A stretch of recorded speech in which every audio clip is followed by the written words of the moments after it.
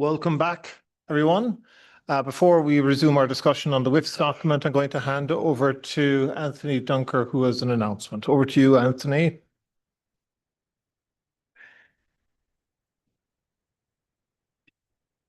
Thank you very much. I just wanted to take a couple of minutes to talk about the visit of the UN Secretary General tomorrow, because we've had some questions.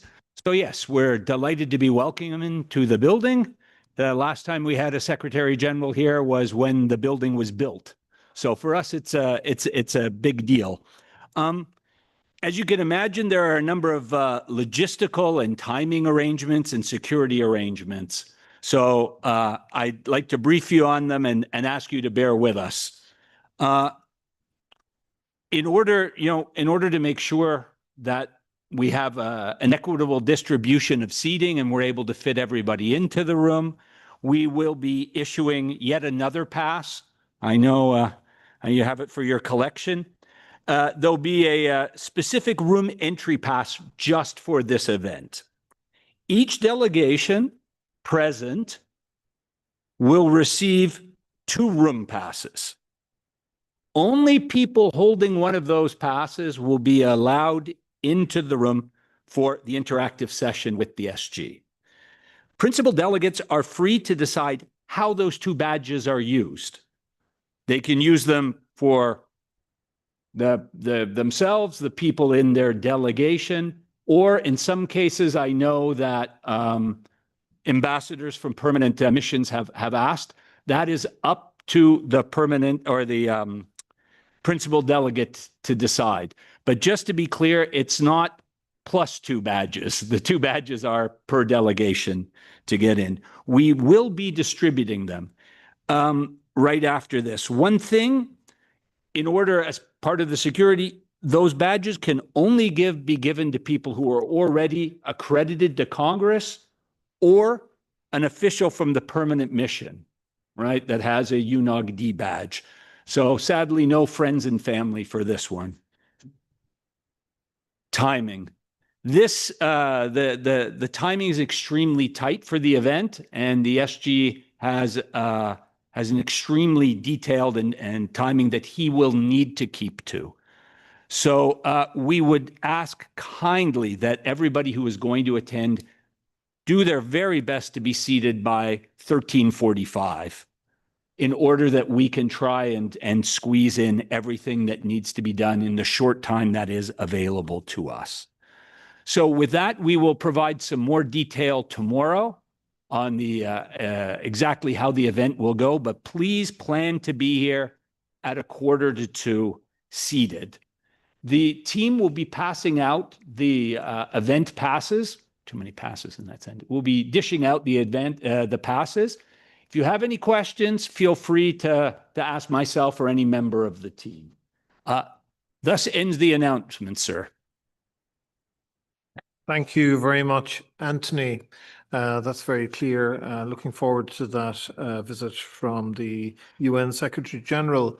Right then, folks, we resume our discussions on document 2.3 brackets 1, and I'm going to hand over to Michelle, President of INFCOM, to remind us where we were and to continue walking us through the document. Over to you, Michelle. So thank you very much, Chair. So let's scroll down. We were, I believe, in the noting part further down.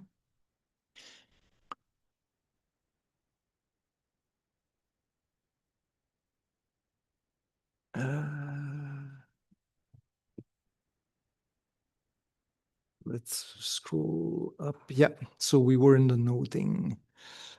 So noting 1, noting 2, noting 3. I guess from Hong Kong, China, I think it's mostly editorial.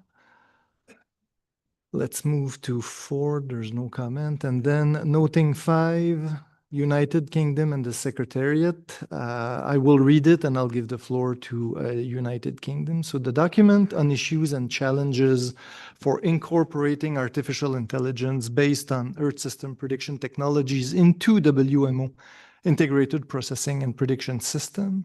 Year after AI Exploration Roadmap for WIPS, in order to simplify the wording here, as reviewed by the WMO Executive Council. So United Kingdom, please. Thank you, Mr. President. This document is referenced in the main body of the text, so we felt it was important that it was noted. I believe initially this document was actually an annex to an earlier draft of this document, and so this is effectively an editorial change to make sure that the reference is still captured in the document. Thank you.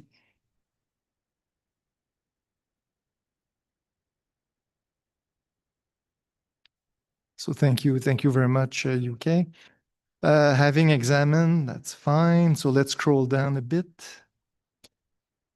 Then, having agreed, I will read it and I will give the floor to Hong Kong first, and I will give the floor to Australia after. So having agreed to develop a new WIP strategy, including the incorporation of artificial intelligence into WIPs, to replace the WIPs collaborative framework and WIPs roadmap, taking account of AI development to be presented at the World Meteorological Congress at its regular session in 2027. So Hong Kong, China first, please.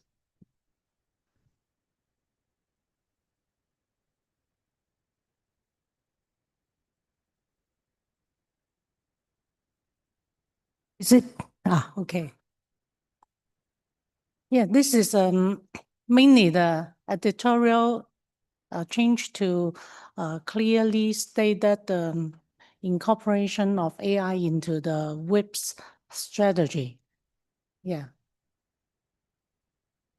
To make it more clear. That's it.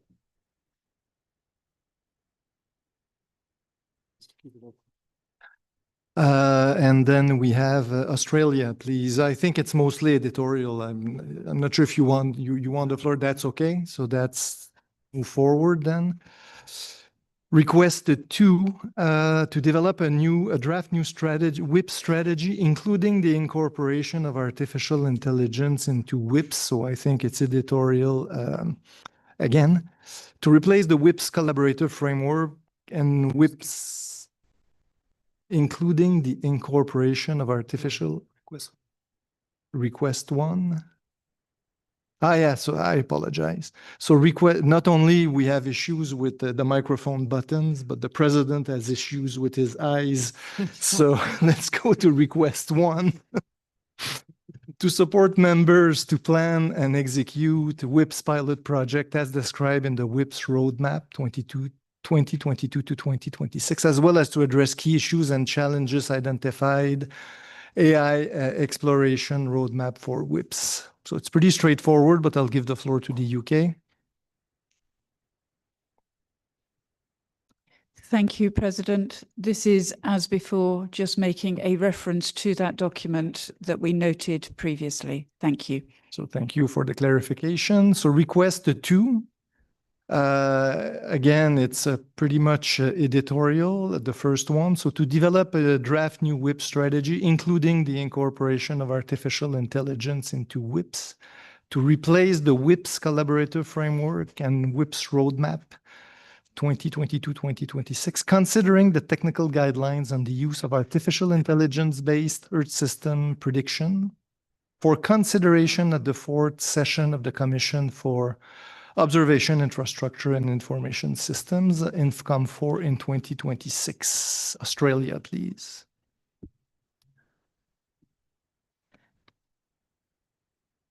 Thank you, Mr. President. This is just to clarify, indeed, what you actually presented in the beginning of this agenda item, which is the process going forward. It's just to clarify that INFCOM 4 is responsible for development of these, and they will be considered by INFCOM 4. And then I'll continue with the second one, if I may, and that's just to then request that EC 80 is given an update on progress in June next year, which would be prior to INFCOM 4. So just a bit of an update on how progress is going with the development of this strategy. Thank you. Thank you very much. That was clear. So let's scroll down. And I will ask Turkey to be ready to present. Is it right here? Okay. I'll ask Turkey, and then I will ask the US. So further requests, I'll read it. I'll read everything all the way down to the request of the Secretary General. So let me do that. Further request INFCOM in coordination with CIRCOM, the Research Board, and the EC Capacity Development Panel, with contribution of regional training centers to enhance the capacity development on the use of AI under WIPs for developing and least developed countries, LDCs, and SIDS. And there will be an intervention from Turkey and from the US. I'll get back to that in a minute. I will read the next request, which is request the Joint Advisory Group on Artificial Intelligence to coordinate the development of ethical and data integrity guidelines for AI applications under WIPs by 2027, addressing transparency, accountability, bias mitigation, and compliance with the WMO Unified Data Policy. And the last contribution by Turkey, request regional association to contribute to JAG AI, especially by sharing lessons learned from regional initiatives and efforts and reflecting on regional needs for adoption of AI technologies. So first, I will open the floor to Turkey so that they present their three contribution to the document, and then I will give the floor to the US for an additional contribution there, removing some text. So Turkey first, please, you have the floor. Thank you, Mr. Chair. We try to highlight the need for capacity development on AI to reduce the digital divide and provide equal opportunities for all members through training and technical guidance. Also, we believe that artificial intelligence and machine learning present a major opportunity to develop meteorological services. But for this development to succeed, it must rest on inclusive, ethical, and sustainable framework. That's why we suggest the second paragraph. And we also proposed, that's why we proposed the preparation of ethical and data integrity guidelines under the Joint Advisory Group on AI to ensure transparency, reduce bias, and align with the WMO Unified Data Policy. And we further suggested the contribution of regional associations to strengthen coordination by sharing lessons learned. Thank you. So thank you very much for this. And then I will give the floor to the US, and the US have comments to make with respect to the further request INFCOM part there. And I believe it is aligned with the comments they have made this morning with respect to the wording around developing and least developed countries. And they're adding the clarification by using LDCs and SIDS. But I'll give the US the floor to introduce this, please. Well, thank you. I think you characterized and summarized our earlier point quite well. So nothing further. It's just that we don't have a standard UN-wide definition for developing. So we just are recommending LDCs and SIDS. So that's on that one. But I just had a question, or really a comment about requests. It's all good. Makes sense to add that new paragraph except for bias mitigation. So that if we could just remove those two words, the rest is fine as written. Since I have the mic, just commenting on the request paragraph. So let's remove it. Let's add the USA there, and I will get back to Turkey, our colleague from Turkey, in a minute. Tanzania, please, you have the floor. Thank you very much, Chair. Just to get clarification, a reference to new strategy may imply that we had an existing strategy. And if that's the case, then that's fine. But I understand that we had a roadmap. So we should maybe, to fix it, just put a strategy, development of a strategy. But if there was a existing, then that's fine. Thank you. Yeah, and I think the answer is that there is an existing strategy. So let me go back to our Turkish colleague. Would you, so let's start with the further request. Would you agree with the proposal made by the US to simplify the text and make reference to LDCs and SIDS rather than developing and least developed countries? So we'll go with that first, and then we will get to Agree. the US proposal on the request in a minute. We So agree. Turkey, please. We agree with the proposal of USA. Okay, thank you very much on this one. And do you agree with removing bias mitigation on the request in the next paragraph?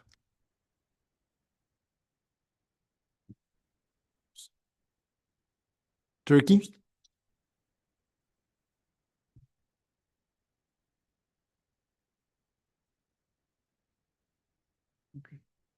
Okay, we agree on this also. Okay, thank you. Thank you very much for your cooperation there. Mexico is requesting the floor, please. Muchas gracias, señor vicepresidente. Y lamento disentir de nuestros colegas. México quisiera retener la referencia a developing countries y igual que en el párrafo previo podemos especificar developing countries including LDCs and SIDS. Muchas gracias.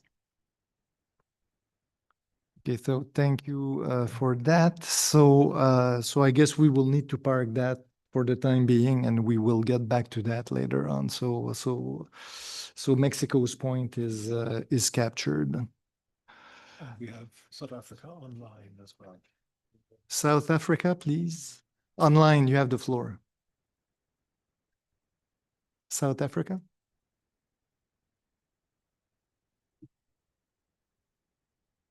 Ling, Yeah, you have the floor. thank you, Chair. I was just battling to get my audio going. Just a couple of points. I actually put something in the chat under point number 1. It's just editorial under the request. Sorry, I thought we'd just fix that because it was just an addition of 2 words just linking under paragraph 3. Sorry, under subparagraph 1 of the request. Just further up. That's it. So where we say challenges identified, there's nothing linking challenges identified in AI exploration roadmap. So I just suggested that we add in the AI exploration roadmap for WIPS. It's purely editorial. And then, Chair, on the issue of the further requests, and I'd like to support Mexico in retaining the developing countries reference. Chair, I think we have to retain the developing countries reference because just looking at the impact generally, if we only include the least developed and SIDS, the developing countries still fall within that category of assistance and sometimes special assistance. And we've seen this specifically in programs such as the SOFT program. So I would support Mexico that we retain the developing countries inclusion under the further request. And then I'm happy with the bias mitigation removal as well. Thank you very much, Chair. Thank you very much. Next, we have Colombia. Muchas gracias. Apoyamos a México para mantener países en desarrollo, tanto en este párrafo como en el párrafo anterior. Gracias. Thank you very much. Next, we have Uruguay. Muchas gracias por la palabra, señor vicepresidente. También desde Uruguay, apoyando un poco la redacción que plantea México, tal vez buscarle la posibilidad de que sean lower and middle income countries. Tal vez es un poco más abierto si Estados Unidos lo acepta, pero es el apoyo a México. Gracias. The floor is open now for Chile, please. Gracias, señor presidente. Es mi interés también y creo que es necesario mantener el apoyo a los países en desarrollo y, por supuesto, apoyo a lo que indica México. Gracias.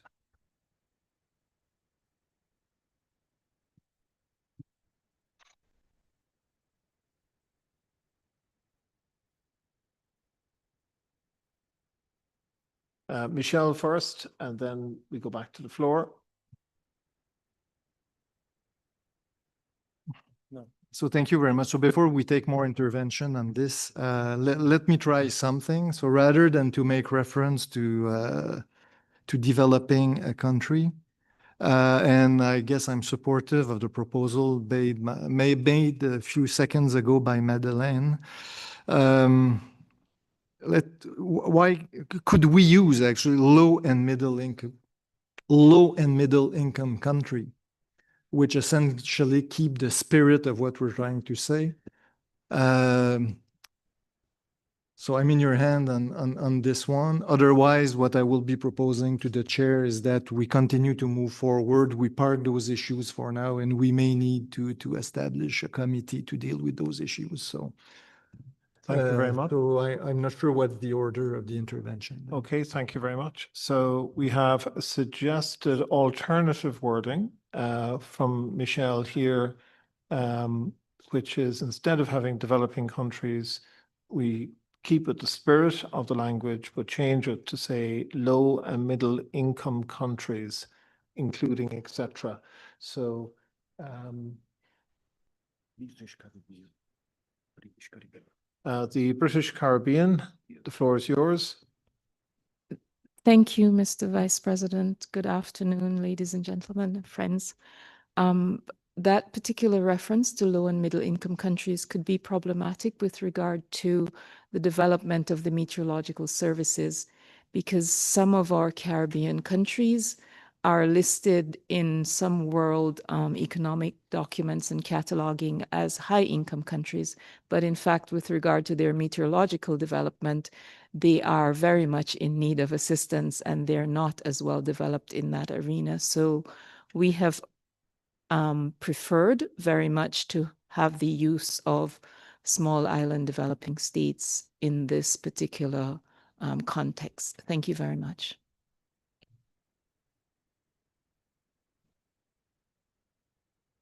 Michelle. Yeah, thank you. Thank you for this. So of course, we can play with words for the rest of the day. So let's try something different. And then I will be in the hand of the chair as to how you want to move this forward. If we put a full stop after whips, so right there, and we drop the rest of the phrase, we essentially keep the reference. The spirit of the request is still there.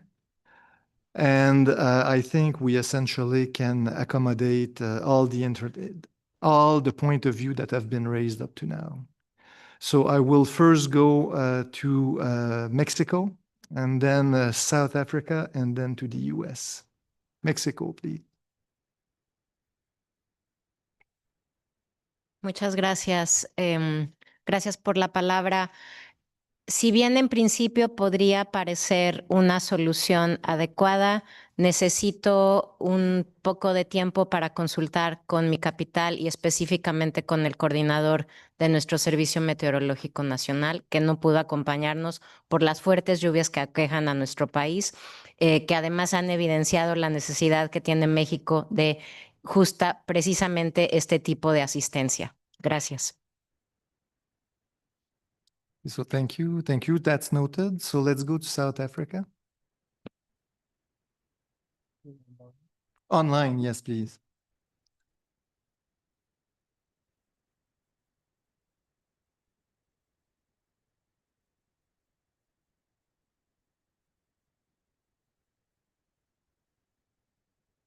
South Africa?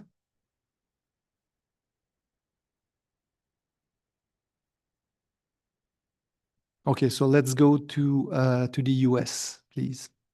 And I will go to the president of CIRCOM after that. US, please. Okay, thank you very much. And I do appreciate the spirit of compromise here that we're trying to achieve. So really, it just kind of boils down to the fact that developing countries is not a defined term across the UN system. So, but we recognize in our context, similar to what South Africa had raised, as well as from the British Caribbean territories, that we have special circumstances that apply to our member states, especially when it comes to Met services.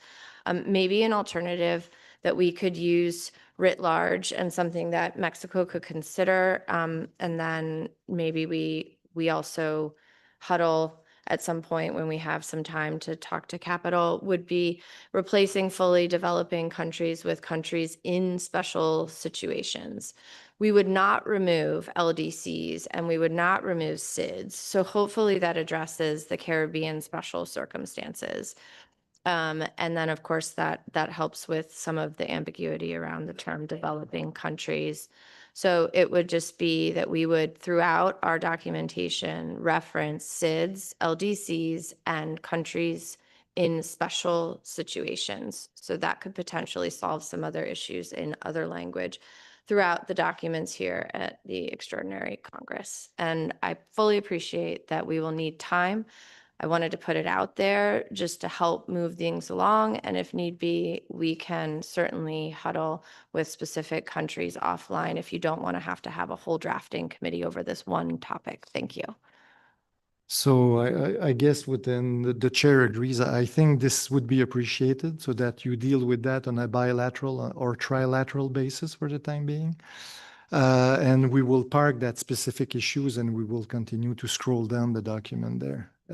President of CIRCOM, please. Yeah, apologies for taking the floor. We've just had exactly the same conversation downstairs in a drafting committee on the technical regulations. This is not a new issue. This is a perennial issue where we try and capture this.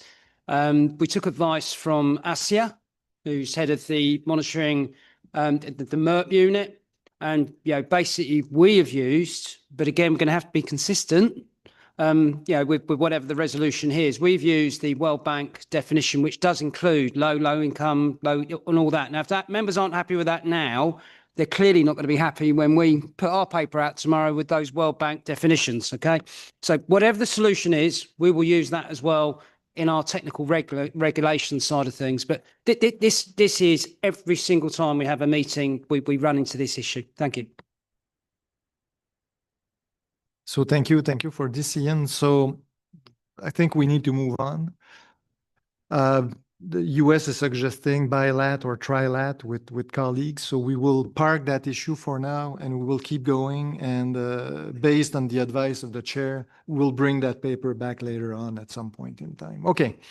So let's move down. I think we have dealt with removing the bias mitigation point as well. So we can scroll down, please.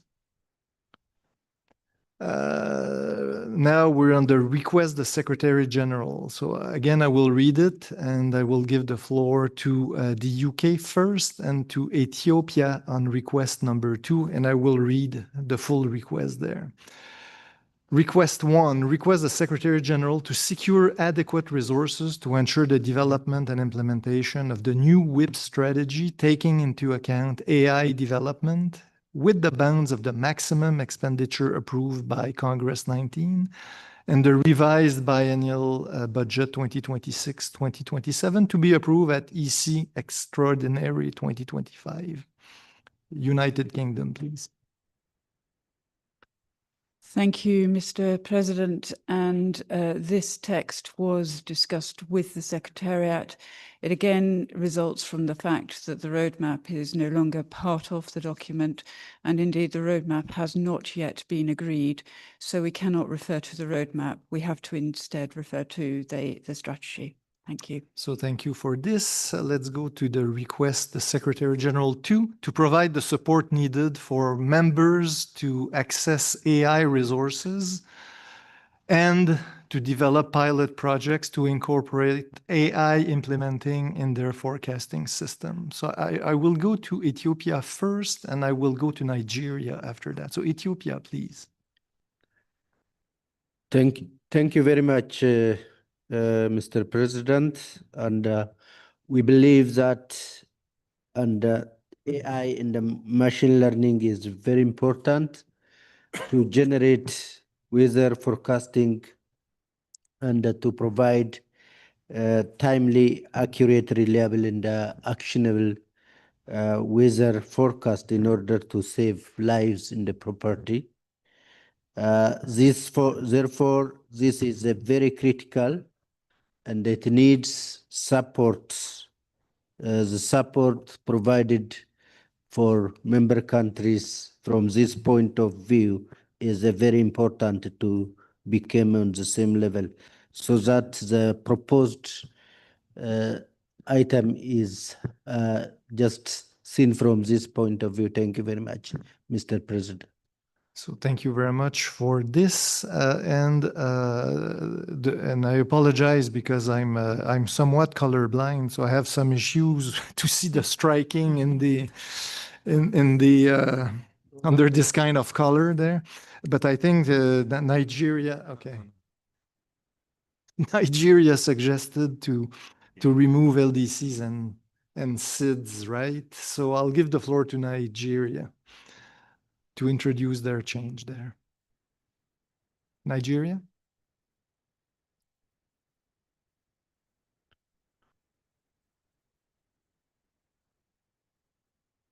In the room? All right. Thank you, Chair. This still goes back to the previous discussion and the intervention by South Africa regarding the issue of developing countries. The original text there only limited the request for support to LDCs and SIDS. For us, we believe that the issue of AI is still an emerging discussion.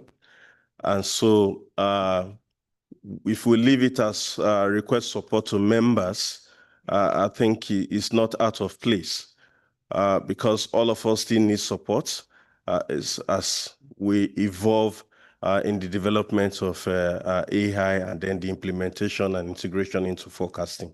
So that's the reason why we propose that revision of the original text. Thank you, Chair. Okay, so what I would propose there is, along with the previous discussion, so depending on how those bilateral or trilateral discussion evolve, we may fix the text. So I would as well, park it for the time being, and we will get back to that when we bring the document back. I know Mexico is requesting the floor. No, you're fine. Okay, so we will bring it back based on the outcome of the discussion there. Okay, so let's move to invite members. And I'll read invite one, and so this is some clarification of the text based on previous United Kingdom comments. I will not give the floor back. I don't think it's required, but I'll read it anyway. So they develop new WIPS pilot projects to address issues and challenges identified in the AI exploration roadmap for WIPS. So that's pretty straightforward. Thank you, UK. Invite 2, we had no change. Under invite 3, I will read it, and the additional text is provided by Hong Kong, China. I don't believe it is controversial. To contribute to the WIPS Trust Fund to allow WMO to support the projects and activities to realize the potential of AI and its applications to improve WIPS for the benefit of members. So let's scroll down. And we're done. So back to you, Mr. Chair, to provide us the lights to the next steps. Thank you. Thank you, Michelle, for that excellent presentation and walk through the document. Stefano has Ethiopia seeks the floor. Thank you very much, Mr. President. I think it is to move to number 2, concerning to the number 2 to provide the support needed. I think I suggest that to maintain the members this LDC in the small islands because they needs special support, even though it is very important for all countries, member countries. This one is very important to give more attention for LDCs in the SIDs. So it is better to maintain as original suggestion. Thank you very much, Mr. President. Thank you to Ethiopia for that intervention. As we've discussed earlier on, there's some huddling to be done in relation to the language around developing countries and LDCs and SIDS and the placement of that terminology in this document and in a lot of other documents as well. So we'll await for that, the outcome of that huddling exercise between the various parties involved, because it will actually unlock a lot of resolutions and a lot of documents that are being drafted in parallel here at this point. Right then, now the normal function of the chair at this point is to propose that the resolution is adopted and the document is adopted, but we're not in a position to do that. But I will note, sorry, just 1 second.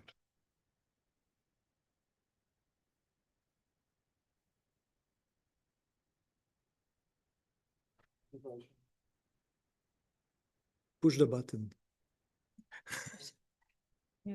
So, yeah, we seek the floor by pressing the button. Thanks very much. Azerbaijan. Yes, as we are taking the first time the stage, we would like to greet everyone here, and it is our pleasure to speak on behalf of Azerbaijan. Regarding the point 2, we think that as soon as artificial intelligence is a very new tool for all of us, and we are not all our countries are accomplished on the application of the AI in our med services. So we think that there is along with developing the pilot projects, there is a need for the decision makers, policy makers, to prepare some recommendation papers in a simple way that they can understand, they are not technicals in that sphere. So this is I think that the major point for that. Another issue is regarding the, it is somehow for us a bit intriguing situation, providing any special conditions for the countries, providing the support for them, like the LDCs or developing countries. We know that early warning is considered for all. If this matter will be discussed in separate groups or coordinations, we will be interested to engage to that discussions as well. Thank you very much.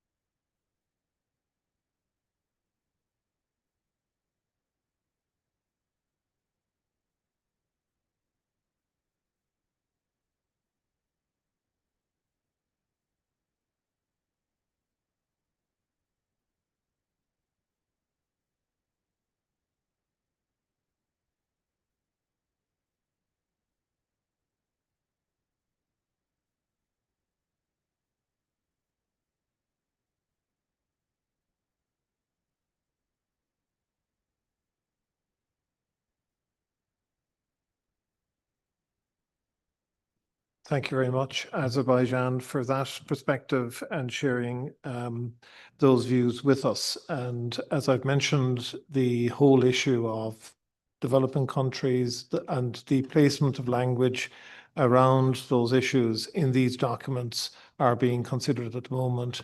We will come up with alternative language and then we'll address the matter again. So thank you very much for that perspective. Right then, as I was about to say, normally the chair would recommend that this or propose that this resolution in its current form would be adopted, but seeing that we have still some issues with the language, we'll have to defer that, noting that all other aspects of the document and the resolution appear to be settled. We've had an excellent walk through the document and an excellent discussion. So, but we have one issue that we need to address before we can proceed to proposing to Congress that the document is adopted. Okay, so with your permission, I'll pause our discussion on this document and we'll move on to the next item on the agenda. So thanks very much to Michelle and to Nir for your support on this. A job well done so far, and we'll see you again when we return to this document. Right, next then we'll move on to item 2.3. And here we are looking at document 2.3 brackets 2, and this relates to this is WMO call to all stakeholders to collaborate on the development of artificial intelligence and machine learning, environmental monitoring and prediction technologies, tools and application. We're looking at draft 2, document work in progress number 1. And we have Tatsuya Kimura, who is going to present document 2.3 brackets 2. So over to you, Tatsuya.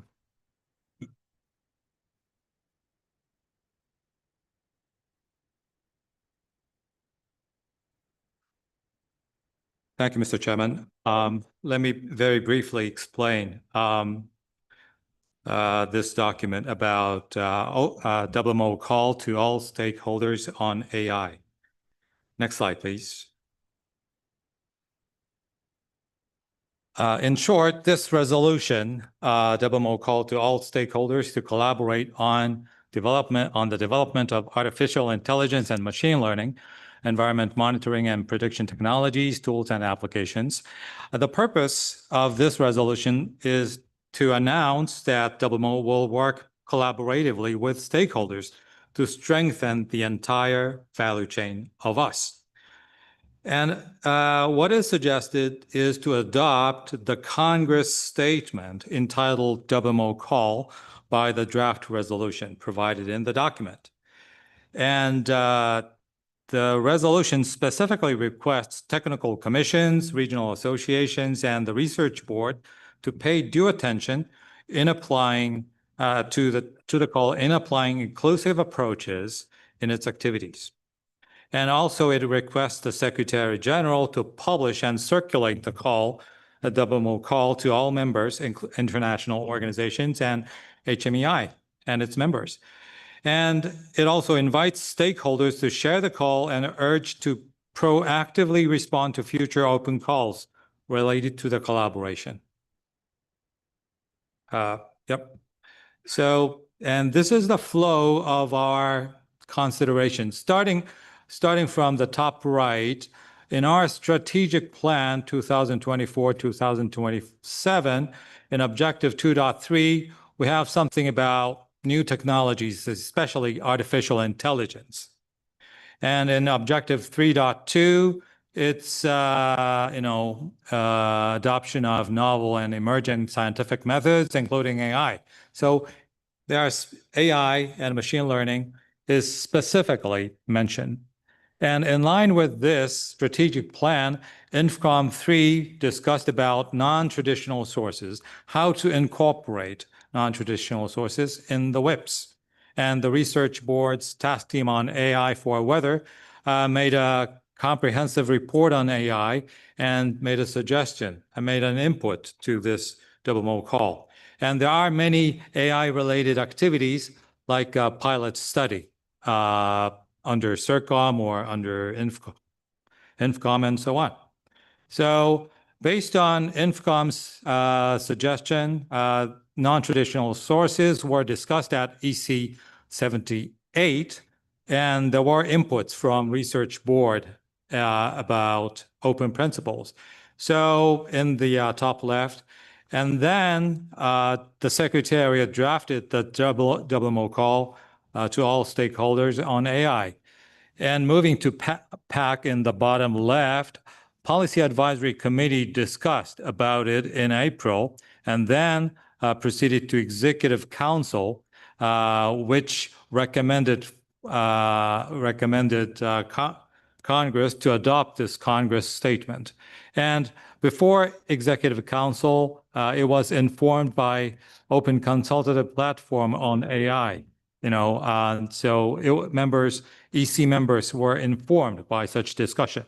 And then in line with Executive Council recommendation, Inputs were sought from members and stakeholders in July, and the statement was refined by Policy Advisory Committee in August. And thanks to all the efforts, we are here to adopt the double call. Next slide, please.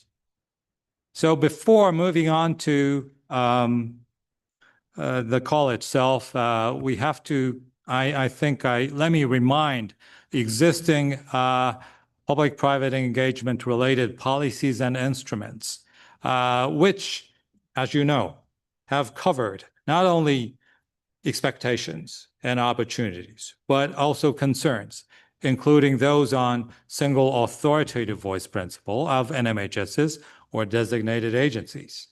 And so they are referred to, these Geneva Declaration, WMO's Policy Act about partnerships, and Code of Ethics, which was concluded last year at EC, is referred to within the WMO call on page 7. Next slide, please. And this is the structure of the WMO call on AI. So on the top, on the top, it provides essence. I read only bold type. We call for collaborative action by enhancing and leverage application of AI technologies, something like that. After the dashed lines, we have detailed sentences, including the last line. We call for collaborative action. So as you can see in the blue characters, we cover risks and opportunities, potential, what is happening, requirements, needs, missions, roles, opportunities, and then required tangible action of 3 items listed, which is coming up in the next slide, please. So this is the tangible action part at the end of the call. I will just read. So as you can see, Geneva Declaration and Code of Ethics is referred to here. And each items covers these things in blue: open principles, open calls, and open dialogue. So first 3 is about how we should be. I mean, we try to be open. And in the 4th one, this is a kind of a role of WMO to facilitate verification and to facilitate application of existing standards, international standards, as well as standards we are going to develop. From 5th item to 9th item, it is something about public roles, sustain and enhance infrastructure, free and unrestricted data exchange, sovereign right. And for your info, single authoritative voices covered in other parts of the WMO call as well. And 8 is adequate attribution to NMHSs whenever data are used, and to ensure data continuity and accessibility, train models. 10, 11, and 9 are all related to capacity development to advance together. And 13 is something related to eco behavior of those who will be engaged in AI activities. Next slide, please. That's it. Thank you. Thank you very much, Tatsuya. So Congress is invited to consider and adopt the statement as proposed in this document. So we might start with the annex, and so we might open up the document, please, and scroll down to the start of the annex. And I'll ask Tatsuya to walk us through the document section by section. And as we're doing that, we can open the floor for any comments that people might want to make or interventions. Right then, back to you, Tatsuya.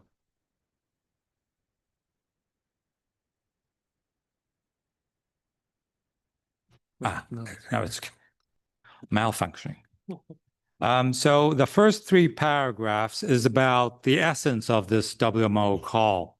So we, the delegates from today, it's 106 member states of WMO, having considered that the application of AI can contribute to further reduction of global societal risks, so on and so forth.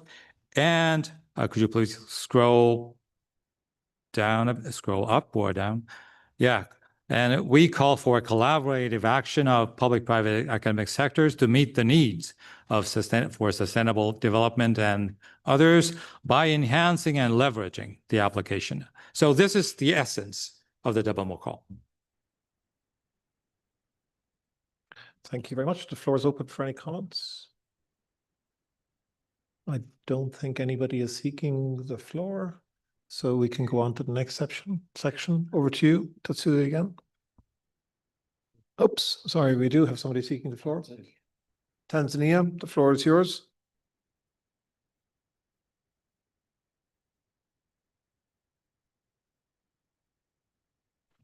Yeah, thank you very much, Chair. So I would like us to recognize the existing gaps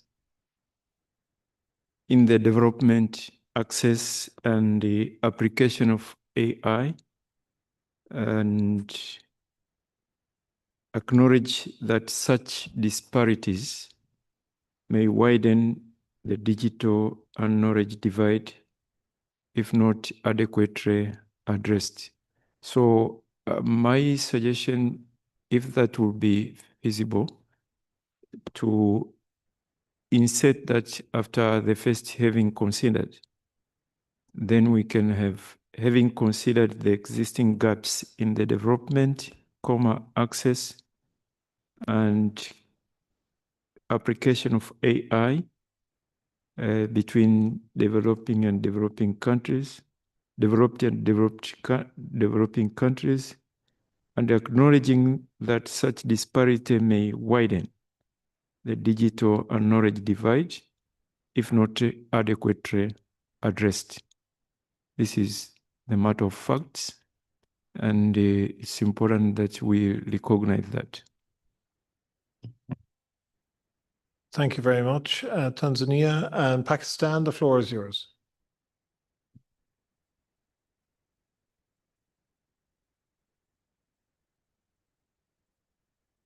Oops, excuse me. Can I go back to Tanzania and ask you to, have we captured all of the language?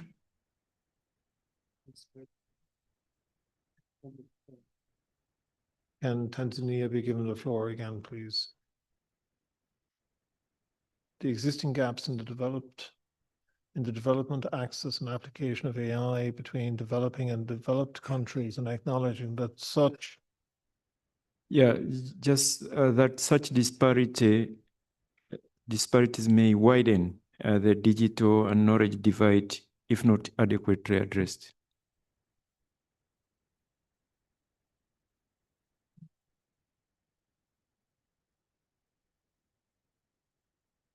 Full stop. Excellent. Thank you very much. Next, we give the floor to Pakistan, please. Thank you very much, Chair. And good afternoon, everyone. Since this is the first time that Pakistan is taking the floor, we'd like to welcome WMO's call for collaboration on artificial intelligence and machine learning. We see this as an important step toward harnessing technology for global resilience and realizing the vision of early warning for all. For Pakistan, Chair, this is a deeply practical matter. In recent years, our country has suffered catastrophic floods, displacing millions of people, destroying infrastructure, and inflicting losses exceeding $30 billion. These events have demonstrated both the life-saving value of timely warnings and the immense costs when predictive and responsive capacities fall short. We also recognize that the growing variability of weather and water flows is placing additional stress on transboundary and regional water sharing arrangements, potentially undermining hard-won frameworks for cooperation. AI, when applied equitably and transparently, can build shared situational awareness and trust. turning data into a bridge for collaboration rather than contention.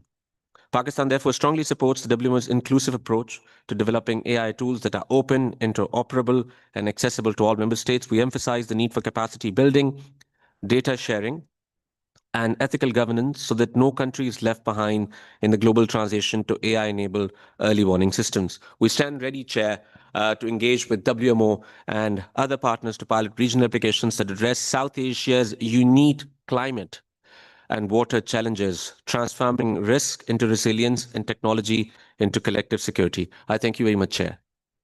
Thank you very much for that statement. That's greatly appreciated from Pakistan. Next, we have the United States seeking the floor. Thank you. And I don't know, I think this has been raised before, but is there another color besides pink? Because it's just possible to read that. I'm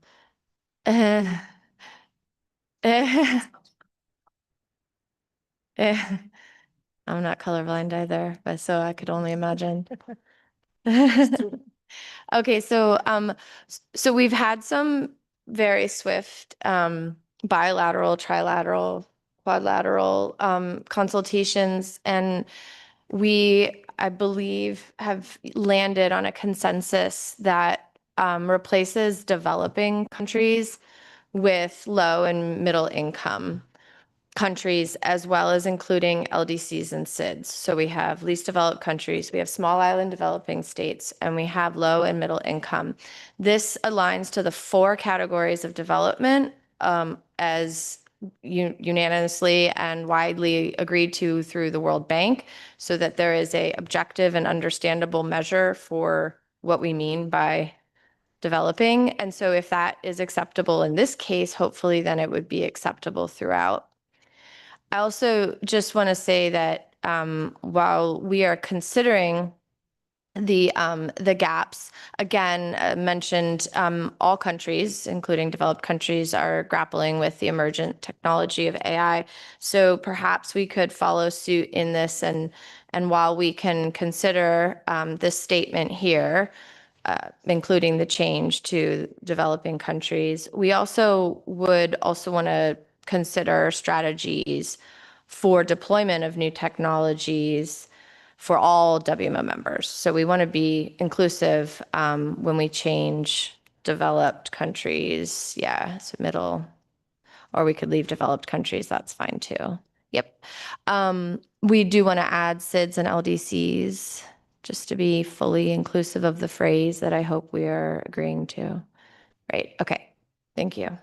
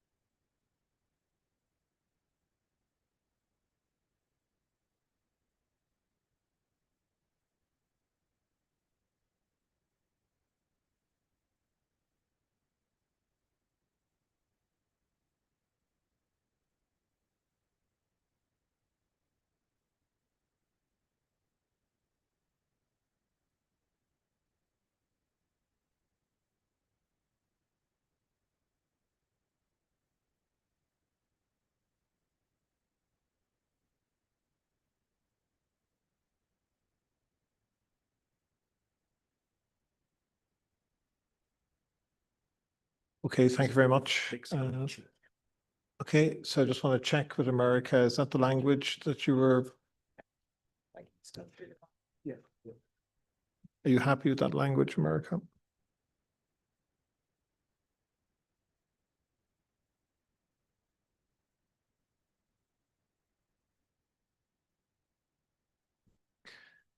So United States, is that consistent with what you mentioned earlier on?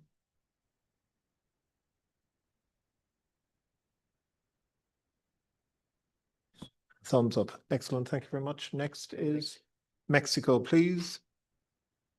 Muchas gracias, señor vicepresidente. Y en primer lugar, agradecer a Uruguay por habernos dado esta idea original y a Estados Unidos por redondearla y llevarnos en tiempo récord a una potencial solución. Simplemente quisiera sugerir que para mantener la consistencia, en vez de utilizar el término developed countries, se consigne high income countries. Y entonces tenemos todas las categorías del Banco Mundial. Gracias.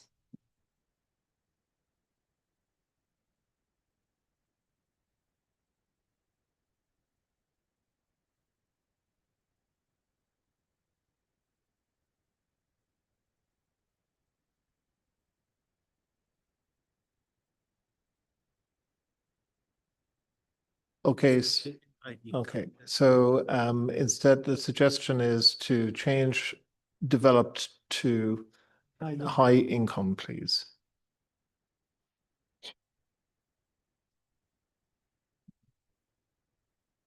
Thank you very much. Czechia, the floor is yours. Thank you, Mr. Chair. Well, we welcome this wording of this clause that we have included on the screen. However, from our point of view, the call itself is the most important part of this document. And just adding another considerations just before somehow, broke the flow of the text, because the first having considered is really the biggest consideration we have.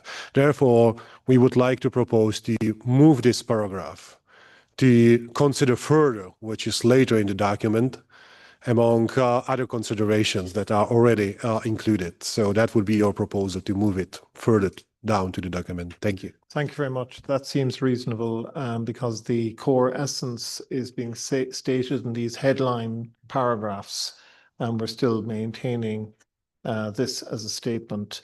Is that acceptable? Oh.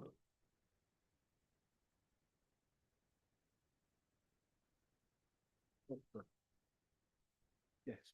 Secretary General, the floor is yours. Oh, thank you very much. And I've been trying to follow this discussion, and I really appreciate all the comments by all the delegates. But going back to the previous one, I think that we are missing something here because in the end, we are speaking about all the countries.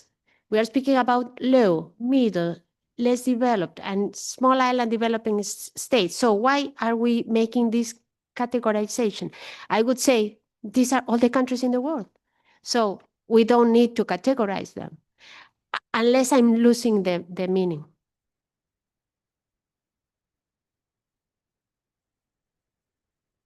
Thank you, Chair. Thank you very much. Right then, so we have the text here having considered, and we have a proposal from Czechia to move that down further in the document to further considers, I think, was what you suggested. Yeah. Is that acceptable to Tanzania?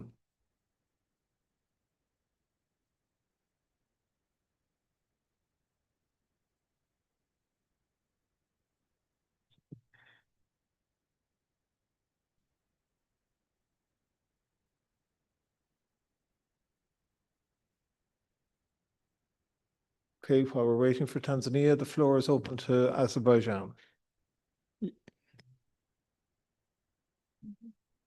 Thank you, Mr. President, for giving us floor. We just would like to makes a comment regarding we note before these items, if possible, to come, which was not reflected or any comments are received, but we would like to make proposal for this. We note after.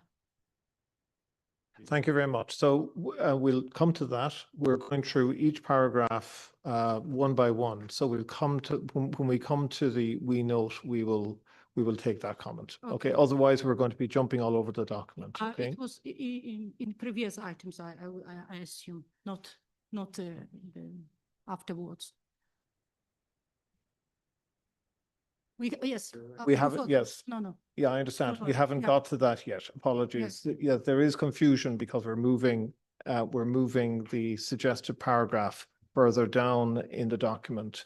And we will come back to further note. Apologies. This is it. Okay, thank you very much. So we might go back to the first section, Tatsuya, and we can continue on with we note. But before I give you the floor, South Africa is seeking the floor.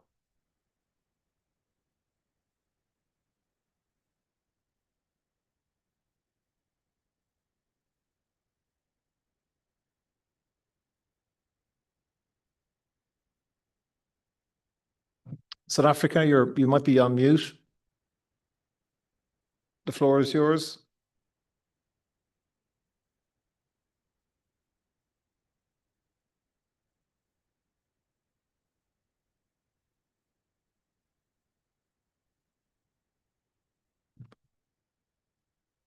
Okay, so I think we'll move on back to you. So we might go back to we note on page 5, please, which is where we had left off. Okay, so back to you, Tatsuya.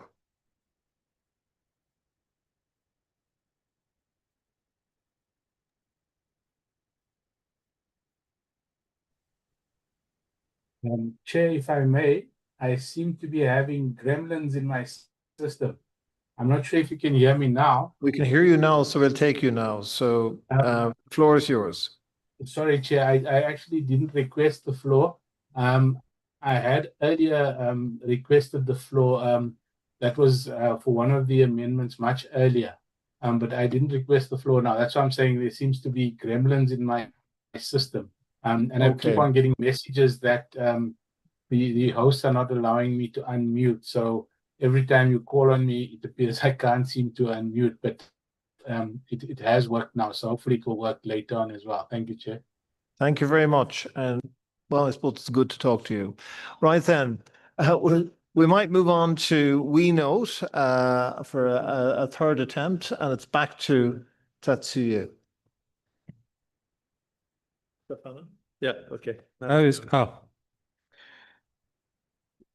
We note, now we are coming to we note paragraphs, and these two paragraphs says specifically about risks and opportunities, not about risks of AI, but bracket 1 is about risks that we face of natural hazards and so on.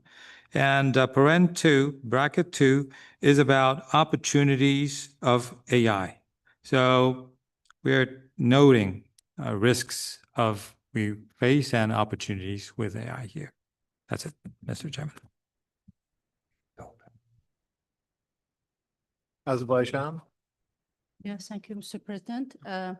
Azerbaijan proposes to insert this phrase after the low sea ice extents, the declining inland water levels, after the comma, low sea ice extents, declining inland water levels. Just given the information, on the margin of the SP 62, the document on research and observation includes this content to be discussed at the COP30. So it is one of the important issues that we consider and much appreciate the Congress members to support this. Thank you very much. Thank you very much for that intervention. I don't see anyone seeking the floor, so we can move on to the next section. We acknowledge. Over to you, Tatsuya. Thank you. We acknowledge paragraphs. There are two items. These two is about potential of AI machine learning techniques. And the bracket one is about the fact that the rapid progress of AI ML technologies is not only building on, enhance, and be combined with existing well-honed scientific methodologies, but also significantly improve our collective ability. And the second one is about potential of AI, including capacity development issues that is longstanding, especially for developing countries. That's it, sir. Thank you very much. And I see we have an edit from Japan, a proposed change. So I'll give the floor to Japan to outline and introduce that change, please. Yeah, thank you, Vice President. Regarding the we acknowledge bracket 2, I have the 2 comments on this. I think that the WMO course should consistently state the basic concept and principle for the PPE to promote the collaboration on AI. The current paragraph seems a bit too wordy and redundant, so we would propose to delete from acquisition, blah, blah, blah, as it is not absolutely necessary and will not provide additional information. And the second point is, as for the wording, the bar chain. So we propose to use the bar chain of the meteorological and hydrological services. There are, in this document, there are a couple of different expressions are used for the bar chain. So we would propose to use the same words for the bar chain to ensure the consistency of the terminology through the document. Thank you. Thank you very much. So it's editorial and consistency reasons. The proposed change has been made. Next, we have the United States. Yeah, sorry. So maybe I'm missing where we're taking this long paragraph, but if we are going to keep developing countries, I think we agreed on the standard language. So, okay, thank you. I see head nodding. Yes, indeed. We will need to put in the language that we have developed so we can do it now. Yeah.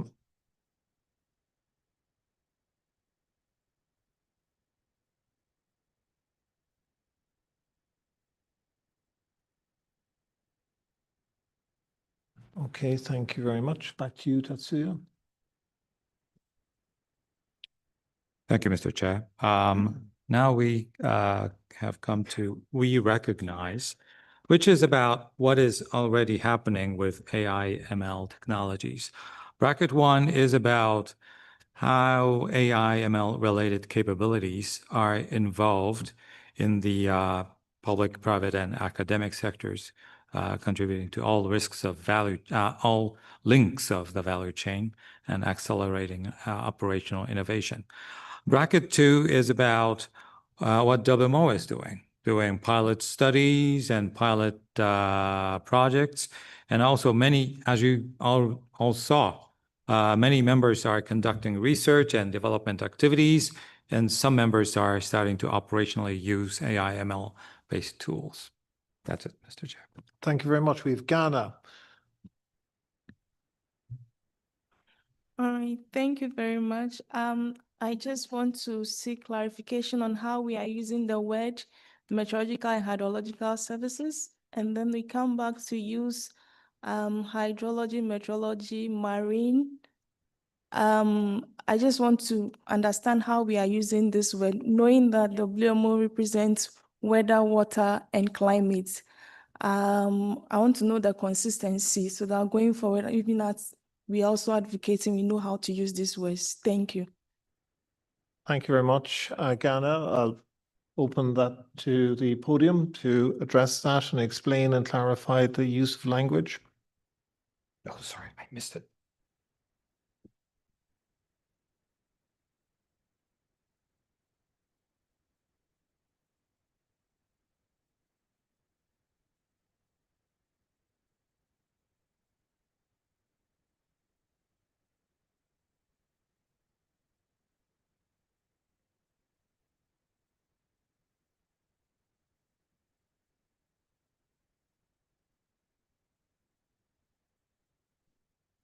Right.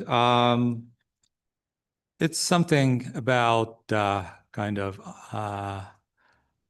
brevity. For the sake of brevity, this call uses meteorological and hydrological value chain. So if it is, okay.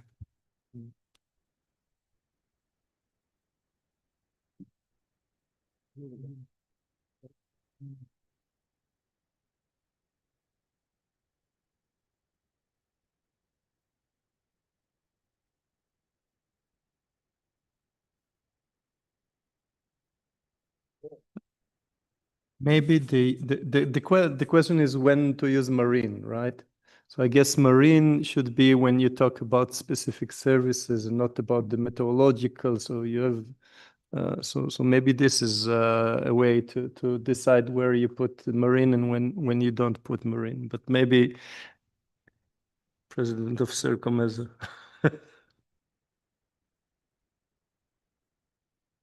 Ian? Yeah, I realised that in the drafting committee, we've had a long chat about when Marine's in and when Marine's out. In the context for the early warning services, it's absolutely appropriate not to include Marine when we're talking about early warning services, because Marine services are covered under the mandate meteorological. However, in this instance, where we're actually talking about a broader set of services, not just early warnings, it's entirely correct that Marine is included. And that's completely consistent with the mandate of the Services Commission. So you may leave it as it is. It's all good. Thank you. Thank you very much. I hope that clarifies the query from Ghana. Next, we have Uruguay. Sí, buenas tardes. Tal vez un planteo sobre interpretación. En el primer WeNote hablamos principalmente de eventos extremos. Sí, se habla principalmente de inundaciones, de ciclones tropicales intensos, etcétera. Pero estamos hablando sobre inteligencia artificial y machine learning, y en ese sentido todavía la inteligencia artificial para los eventos extremos no ha avanzado. Entonces, como que esa parte no ha avanzado, pero no, la incertidumbre es muy grande, no se ha desarrollado. Entonces, basar el apoyo y a implementar inteligencia artificial en los servicios meteorológicos, pero poniendo como digamos, argumento más que nada los eventos extremos. Sorry, I think if I could just stop you there for a second, Uruguay, which paragraph you referring to? I think you're back at we note. I think we've covered that and we've discussed it and we've moved on to we recognize. You might clarify which paragraph you're referring to? Yeah. Es que en realidad es en conjunto, ¿sí? Notamos, pero estamos hablando sobre inteligencia artificial y notamos estas necesidades de los eventos extremos, en donde parecería que la inteligencia artificial después cuando notamos y consideramos solucionaría en gran medida o va a apoyar o a resolver estos problemas de los eventos extremos. Eso es lo que no estarían comprendiendo.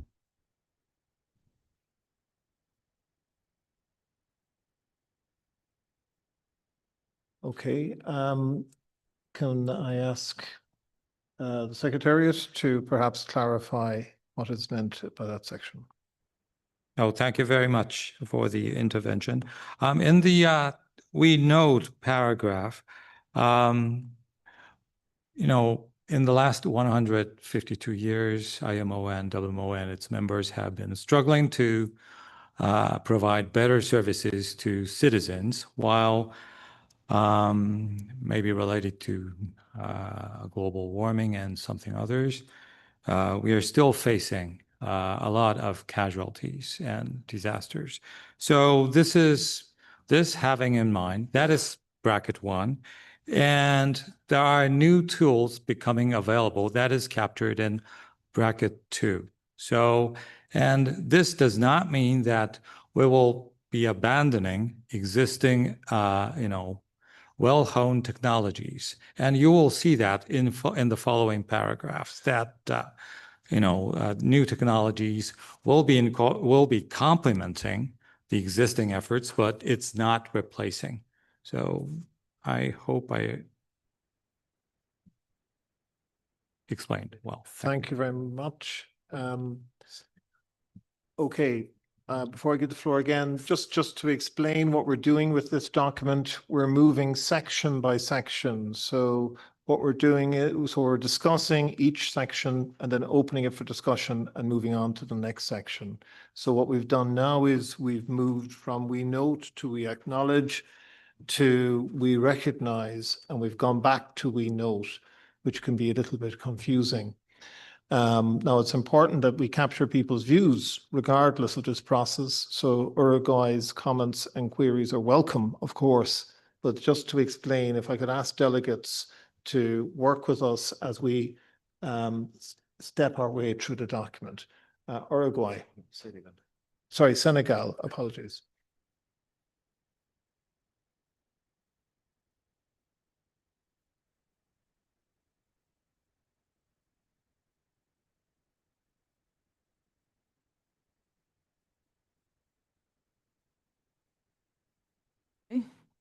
Okay, thank you. As we are back to the paragraph we note, I think that the first paragraph written like that is not comprehensive. So I propose another alternative because we list extreme events, but we are not comprehensive. So what I'm proposing, I sent an email already, is that the extreme events that we have that have occurred recently in different parts of the world, including, and then we can list as many as we want, which are unfortunately part of the current reality and maybe a forestate of our future. Because I want you to add other events, but it's not easy to continue to add extreme events. Okay, thank you very much, Senegal. I don't see anybody else seeking the floor, so we've already considered we note, we have considered we acknowledge, so we might move down to where we were, which was at we recognize. Thank you very much. And Tatsuya had presented that section and explained it. So the floor is open for any comments or suggested changes or queries or clarifications that people might have or observations. So we're at we recognize. This is your opportunity to intervene. Okay, I don't see anybody seeking the floor, so we might move on to the next section, which follows this. And it's we consider, it's back to Tatsuya to explain to us what's going on. Thank you. We consider has 4 items. It's requirements for the development and use of AI ML techniques.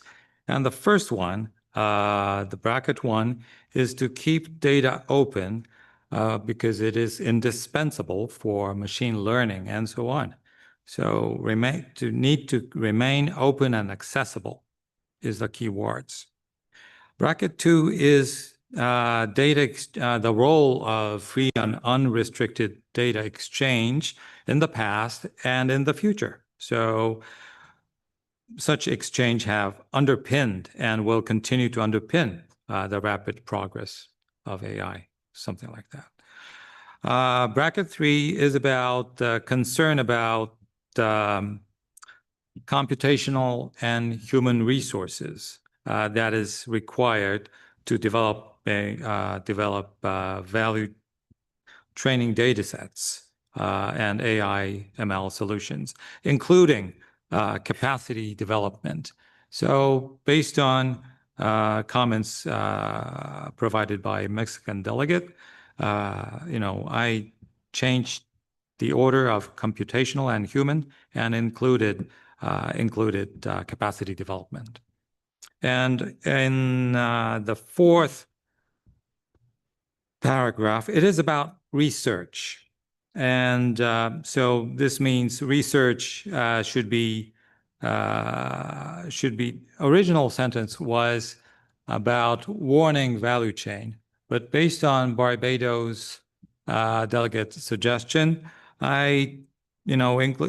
eventually, after discussion, we included meteorological and hydrological service value chain to make it more general at the first and second line and fifth and sixth line, while maintaining the concern that was provided by French delegation about helping national authoritative voices to issue warnings and alerts. So I hope this is okay because if we include both meteorological, hydrological, and warning value chain, it's a bit difficult to understand. So that is the thing. Thank you. Thank you, Tatsuya, for explaining that. So we've 4 paragraphs under we consider. So the floor is open for any queries that you might have.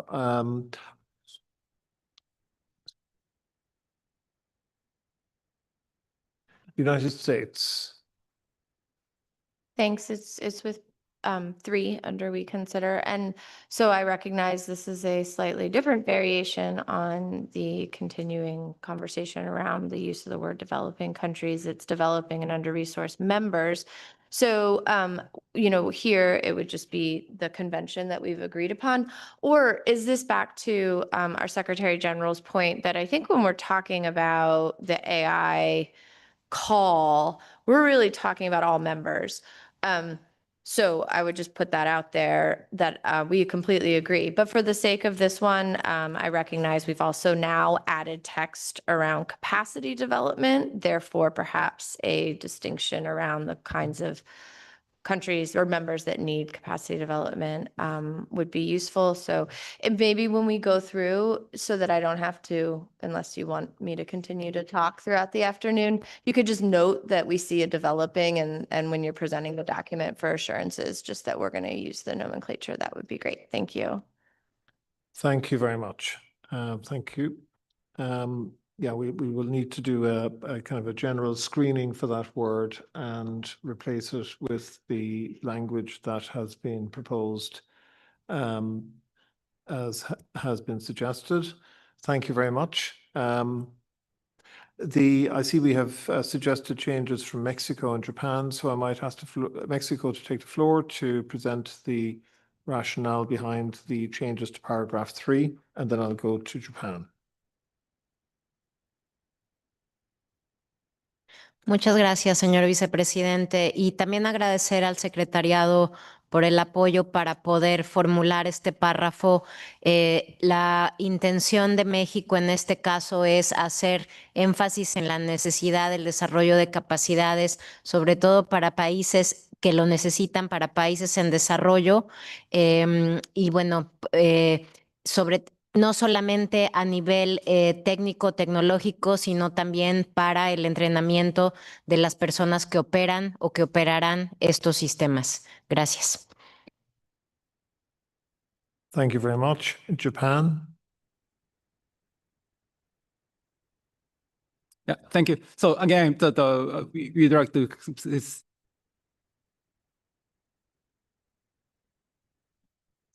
again, so we'd like to use the same expression for the value chain wordings. So it is just the same comment before I made, right? Thank you. Thank you very much. And I see in paragraph 4, Barbados has proposed changes and has worked with the Secretariat on that.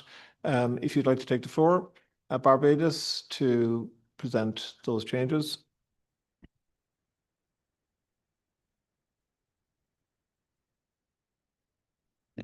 Thank you, Chair. Can you scroll up if number 1 is still there? Because this is in.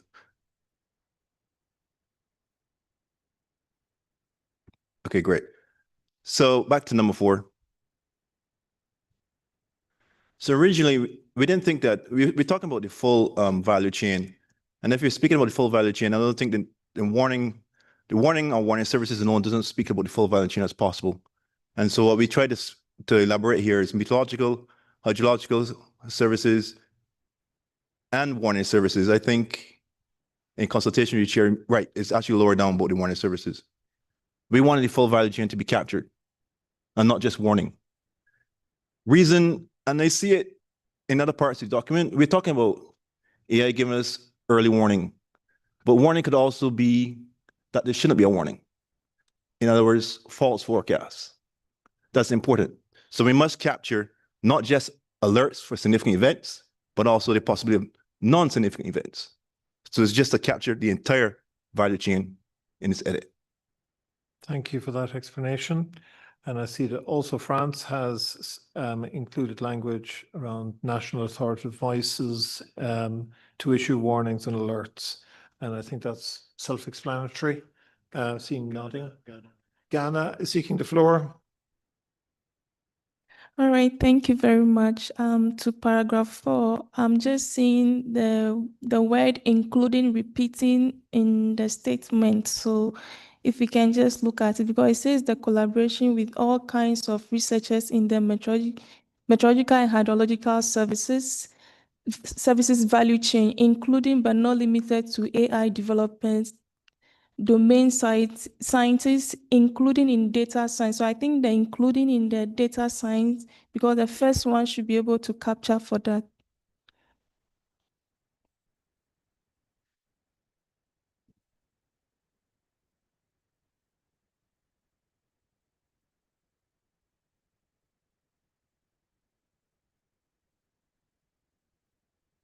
Yeah, thanks very much. Thanks for that editorial suggestion. I think the Secretariat will refine that language. Thanks, well spotted. Thank you, Ghana. Anyone else seeking the floor on we consider 4 paragraphs? Right then, back to you, Tatsuya. Can I suggest that the paragraph which was proposed to put at the beginning of this WMO call to put as bracket new 3 just before the resource issue, if it is correct, that slightly modifying, I cannot see the text anymore. Do you want to put it in? Or do we consider it? Yeah, we consider. So we consider the existing gaps.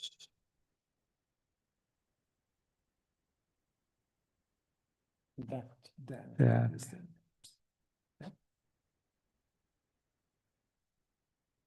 Yep. So. Okay, thank you very much. And I think that's consistent with the proposal from Czechia, and the language hasn't changed as has been suggested by Tanzania. So unless anybody seeks the floor, I will take that as acceptable. Waiting one moment. Right then, we'll move on, Tatsuya, on to the next section, which is we consider further. Yes, sir. We consider further part shows needs to enhance value chains and the trust to public agencies. So there are 3 paragraphs, and the first one, bracket 1, is about need to further strengthen the entire value chain, especially early warnings and the single authoritative voice. And the second one is about the needs of existing techniques and infrastructure, including physics-based models. As you can see on the page 7, as I mentioned, the new technology will not be replacing, but it will be complementing the existing efforts. The third one is about the needs of risks. This time, the risks is about appropriate management of risks posed by the introduction of new forecasting techniques. So this is a kind of how to handle AI carefully. Thank you. Thank you. We are looking at we consider further 1, 2, and 3. So the floor is open for any questions, comments, clarifications, observations that you might have.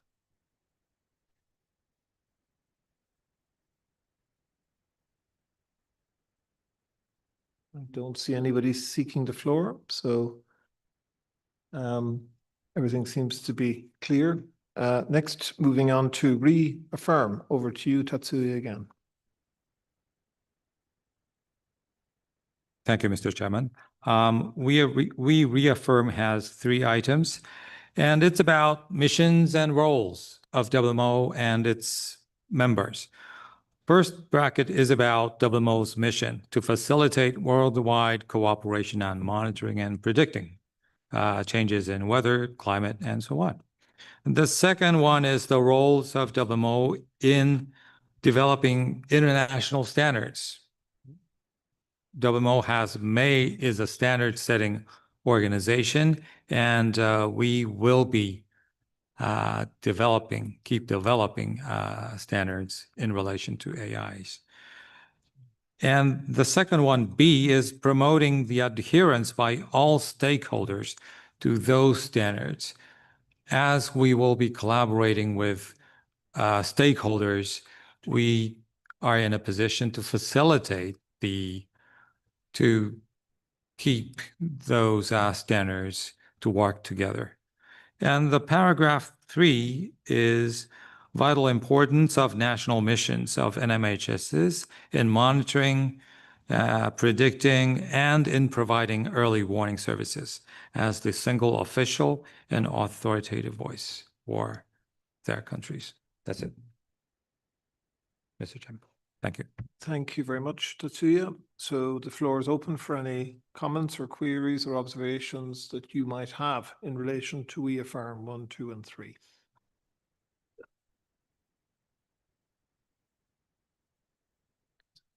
Tanzania, the floor is open.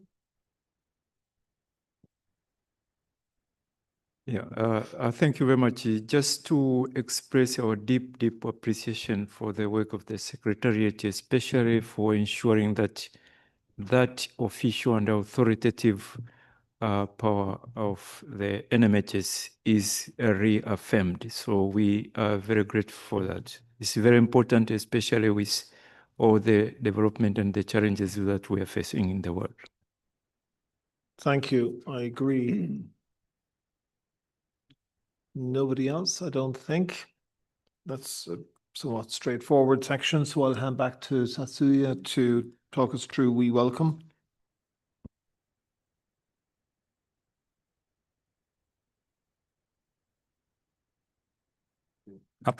Thank you, Mr. Chairman. We now come up to We Welcome part, and it's about opportunities by advances in AI and ML. So we will welcome the opportunity by AI ML, and also we reiterate that this AI have great potential to complement existing efforts, fill gaps, so on, because in order not to be misunderstood by decision makers and so on. Thank you. Thank you. Any queries, comments, observations for We Welcome? Nope. Okay, moving on to We Call for Collaborative Action. Back to Tatsuya, please. Thank you so much, Mr. Chairman. So as I briefly mentioned, we have come to We Call for Collaborative Action part, which is about required tangible action. And as I mentioned, in the top part, we refer to the Geneva Declaration 2019, as well as the Code of Ethics between WMO and HMEI. And each item, there are 13 items. And the first one, the first through 3 are something related to open nature of our collaboration.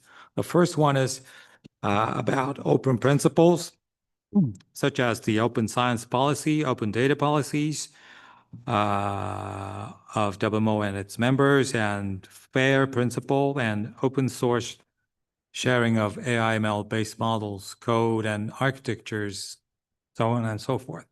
This was suggested by the Research Board Task Team on AI for Weather group in March this year.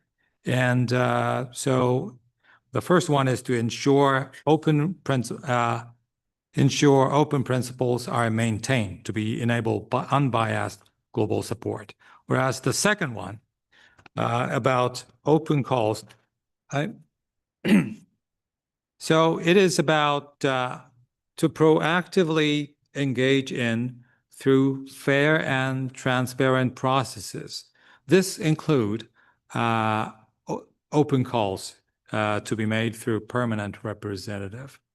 And so proactively engage in WMO activities is called on here by such means as open calls. The third one is open dialogue, to engage in open dialogues to establish principles of mutually beneficial cooperation. So these are three open things. In the fourth paragraph, it is about something WMO and national authorities' role. So to ensure robust prediction systems through verification of AI/ML technologies and adherence to national and international standards developed and to be developed. That is covered in 4. From 5 to 9, fifth paragraph to 9th paragraph, it's about in relation to public roles. 5th paragraph is about to sustain and enhance infrastructure that underpins stakeholders' activities using AI and ML. The 6th one is about free and unrestricted data exchange. It's needless to mention. 7th is about the sovereign right. So again, we talk about National Met Services sovereign right, including in single authoritative voice, which is covered in the previous paragraphs. Paragraph 8 is about to ensure adequate attributions to NMHSs whenever data collected by or created by them are used. This is trying not to be misunderstood by, decision makers. 9th one is to ensure data continuity and accessibility of data archives to train AI/ML models. So to keep accessibility is included in the FAIR principle that I mentioned at the beginning of this we call bracket 1. And paragraph 10, 11, and 12 are all related to capacity development. 10th paragraph is about closing gaps in observations. 11th is to advance together to enable all countries. And 12th is to enhance shared technical capacities and the importance of adaptability to local conditions. And the 13th one is to consider efficient hardware and efficient energy practices for data centers. It is something to be efficient. That's it. Thank you. Thank you very much. We have New Zealand seeking the floor. Thank you, Mr. President. I'll be very quick. At the very beginning, the first paragraph,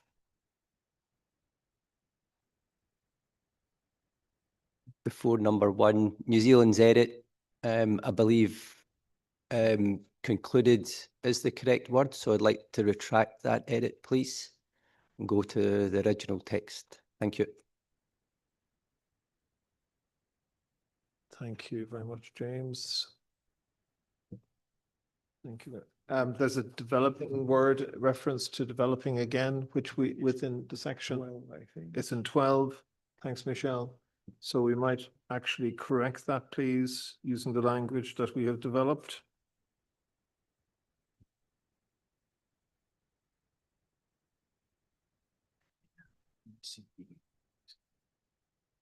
We have BCT.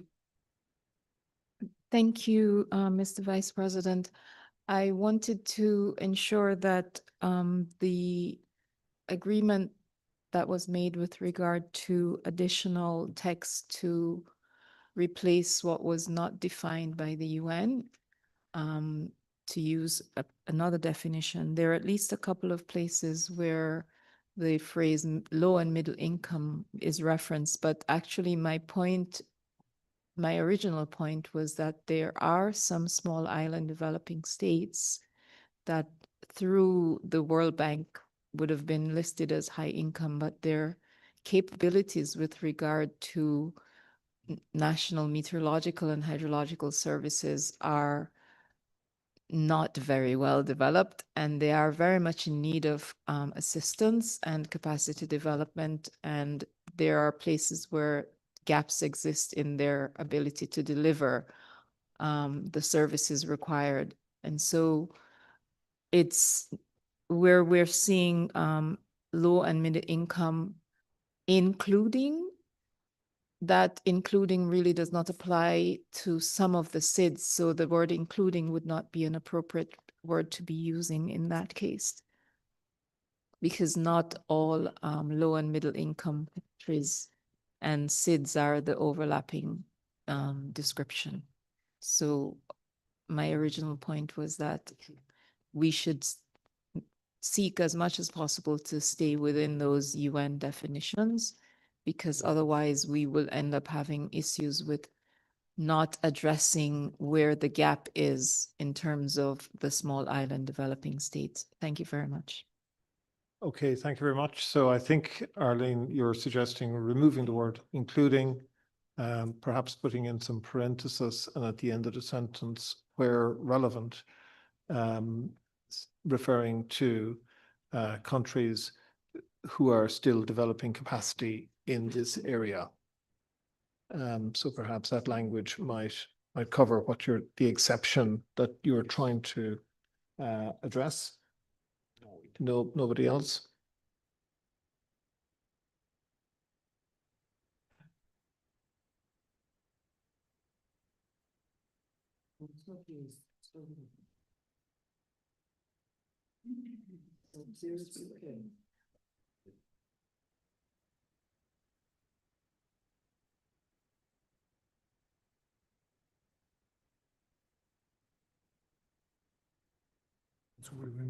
Okay, so we'll take that point on board, Arlene, and we'll specifically refer to the capacity gap issue that you're talking about, and we'll try to add that to the language.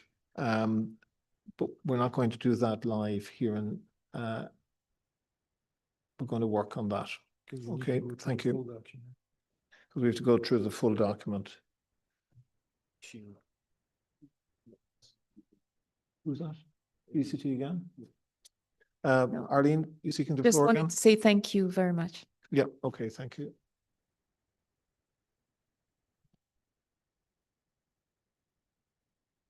Anyone else?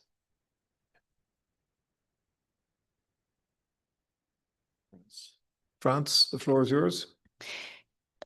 Merci, Monsieur le Président.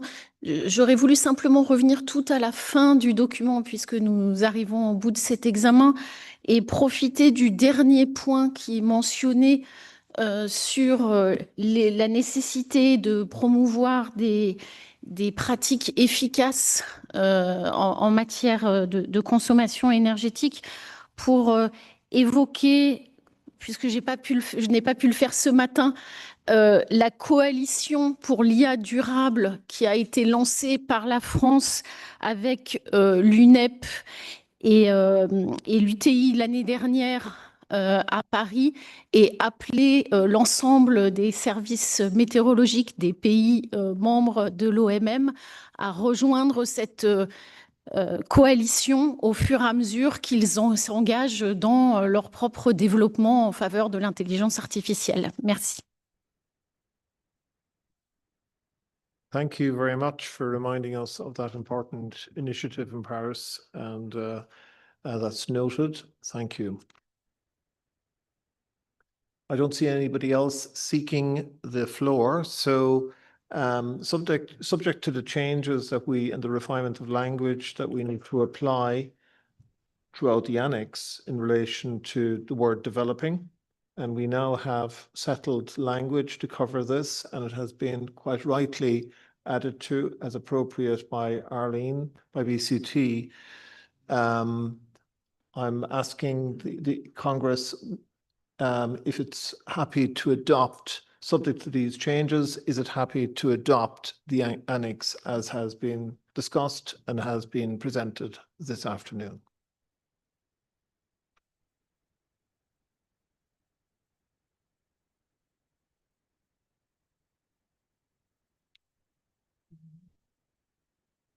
Okay, I don't see anybody seeking the floor. No. Okay, so we're going to take that annex as adopted, subject to the changes that we have yet to make.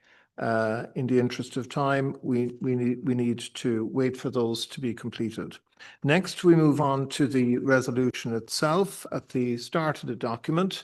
So we have draft resolution 2.3 brackets 2/1 WMO call to all stakeholders. So I'll hand over to Tatsuya to talk us through that part of the document, please. Through from the beginning to the end? Yes, please. Okay, thank you. Thank you, Mr. Chairman. It starts with noting. So noting part is about strategic plan that I mentioned at the beginning in my PowerPoint presentation. So, we are moving along with strategic focus in 2024, 2027 about AI and ML. And having examined part is about the fact that we have examined the text by PAC, EC, review by members, all the members and stakeholders, and refinement by PAC.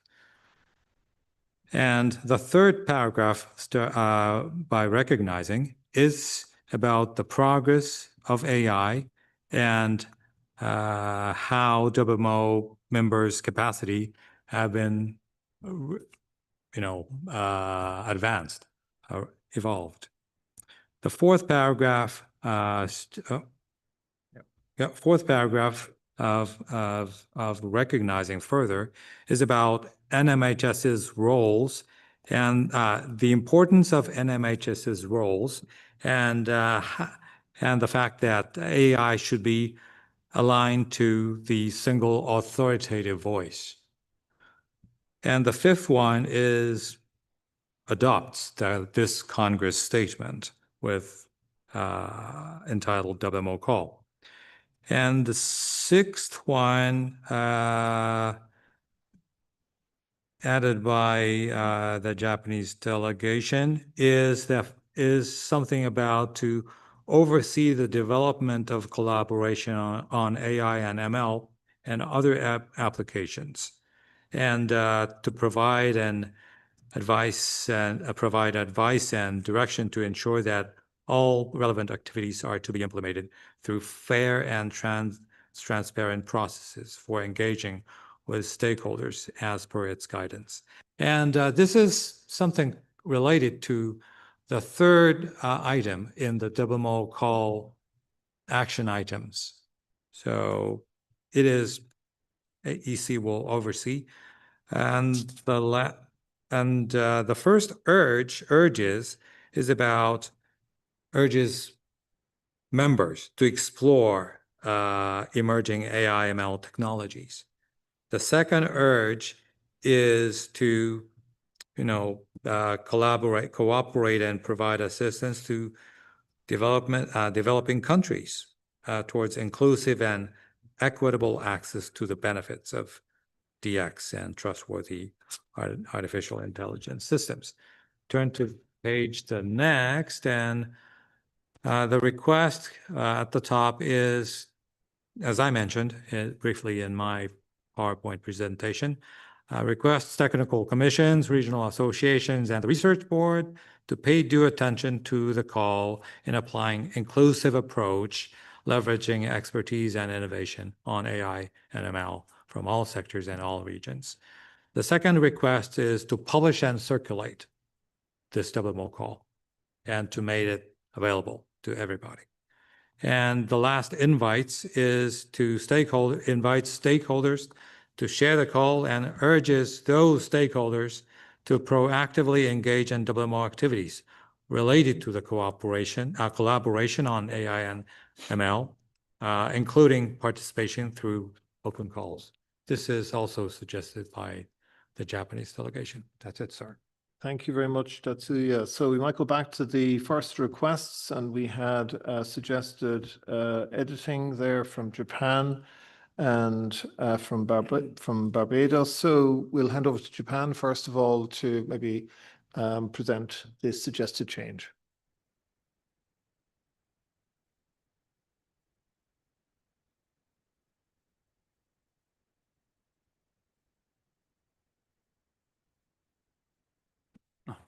Okay, thank you, Mr. Chair. I would like to emphasize the importance of ensuring the healthy development of the collaboration on AI amongst the stakeholders across the sector. Given the WMO's public standing as a specialized United Nations agencies, fairness and transparency is indispensable. Therefore, Executive Council should be tasked to oversee overall activities securing the fair and transparent processes of engaging with the stakeholders. So this is the reason why we try to add the request paragraph. Thank you. Thank you very much.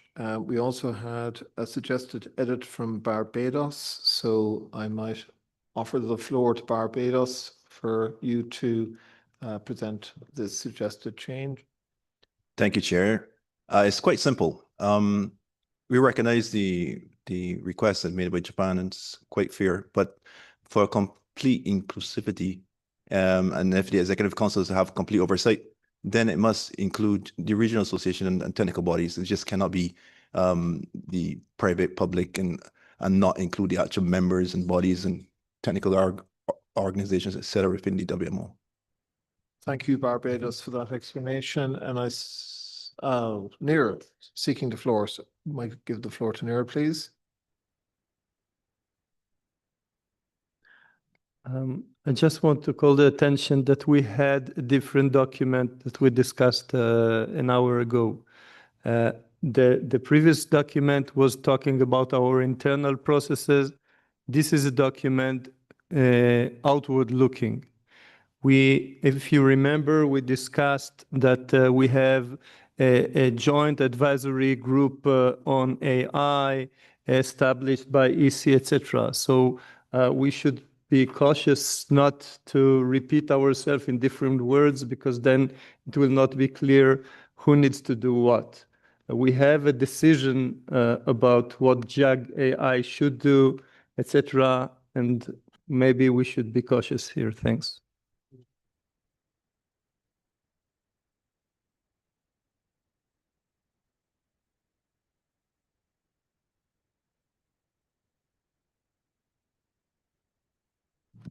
So it appears this will be catered for in the previous document. It appears that what we're suggesting here, and Neera is suggesting, is that we do not make this change here, because the previous document, which we'll be going back to, takes into account all these internal activities and all these internal issues that you've highlighted, quite rightly highlighted. Is it okay if we remove thumbs up? Thank you very much to Barbados.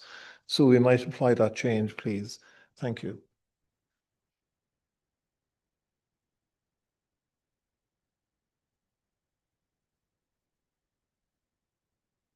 Just the entire thing.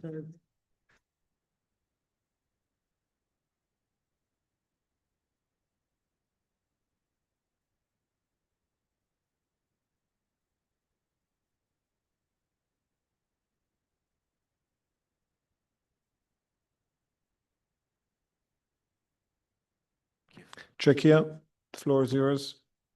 Thank you very much, and apologies to taking the floor on that, because I must admit I'm not 100% sure if I read this paragraph right. So the Executive Council is requested to oversee the development of collaboration. Does it mean that we want from the Executive Council to report or oversee if the actions are according to call? If they are compliant with what we articulated in a call, is that the case, or is the case just to oversee if the full transparency of the process is ensured?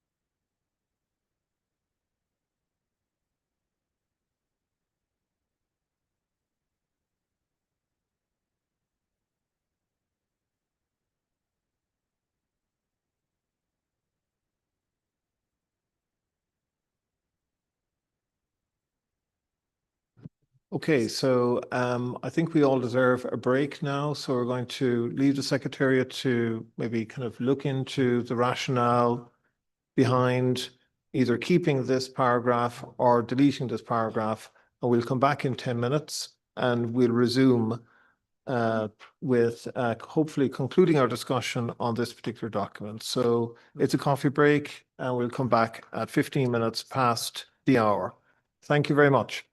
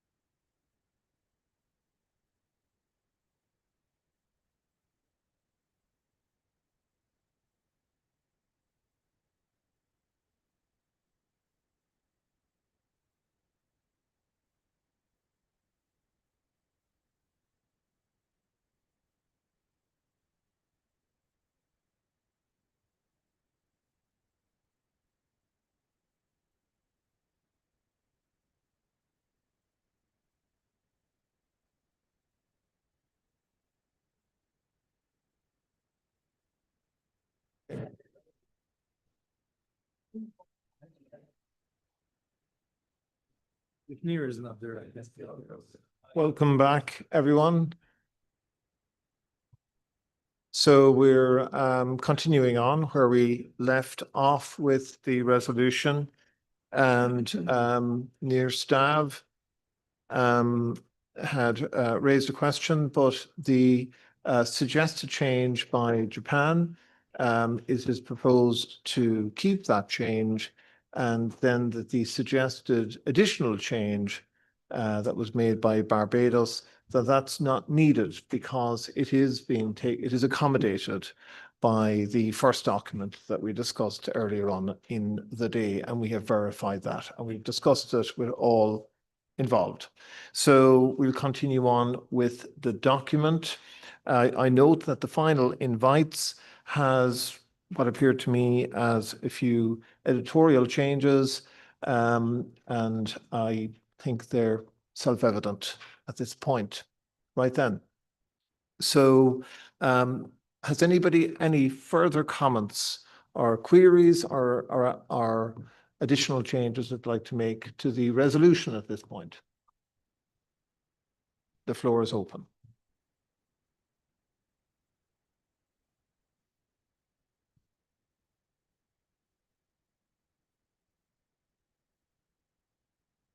I don't see anybody. Okay. All right. Well, this means that without raising the gavel, that the resolution has been accepted, but we need to go through the process of formal adoption. We'll have to do that later, and I'll explain why in a minute. And then you might recall that the annex is in the same state. Congress there is consensus from Congress on the annex as well. So normally we would move to an adoption at this point, but it would seem somewhat illogical to do that without agreeing with one first, as in the first document that we're discussing this morning. Okay, so we will now return to document 2.3.1, and Michelle will walk us through the suggested changes, addressing the wording around development and other wording. And once we have satisfied ourselves that we are happy with those changes, then we will see what we can do with the document at that point. Over to you, Michelle. We might bring the document up on the screen, please. So this is document 2.3.1. We had discussed it earlier on this morning. It's a work in progress document. Over to you, Michelle.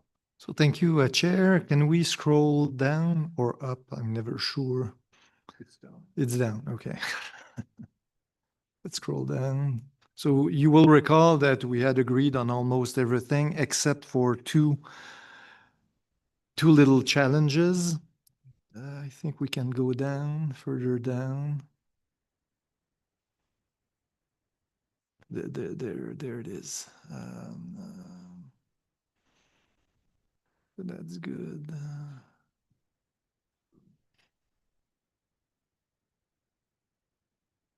Can we move a little further up? Okay, so under, point number 4 there. So you will recall, so we had that long discussion about developing. So we will essentially change that. We can do that right now. Use the wording that we've agreed in the other document in lieu of, exactly.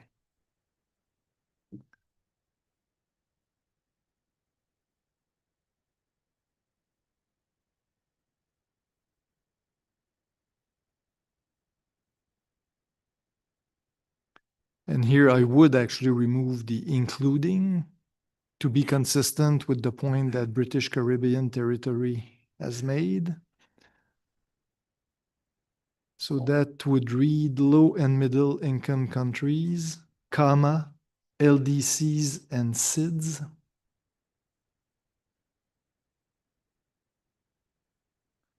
To recognize the possibilities and challenges of the new technology, et cetera, et cetera. So now this wording is, and in the current context, is completely consistent with what we have used in the paper on the call for action.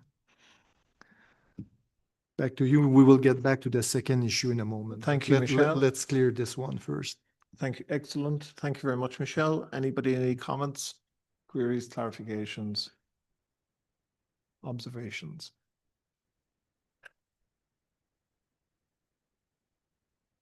Okay, it appears that's very clear. Back to you, Michelle. So thank you. And the second issue was with respect to the use of fairly and equitably under paragraph 5 there. So there's a couple of things that we've checked while we were in a recess mode or in a coffee break for those who have been able to enjoy the coffee break.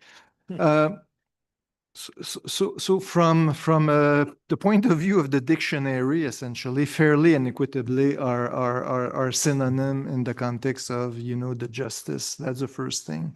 The second point I would make, and based on discussion with a number of participants in the room, as well as with the Secretariat, is that this has been discussed as well at FINAC last week, and there has been an agreement to essentially use the word fairly.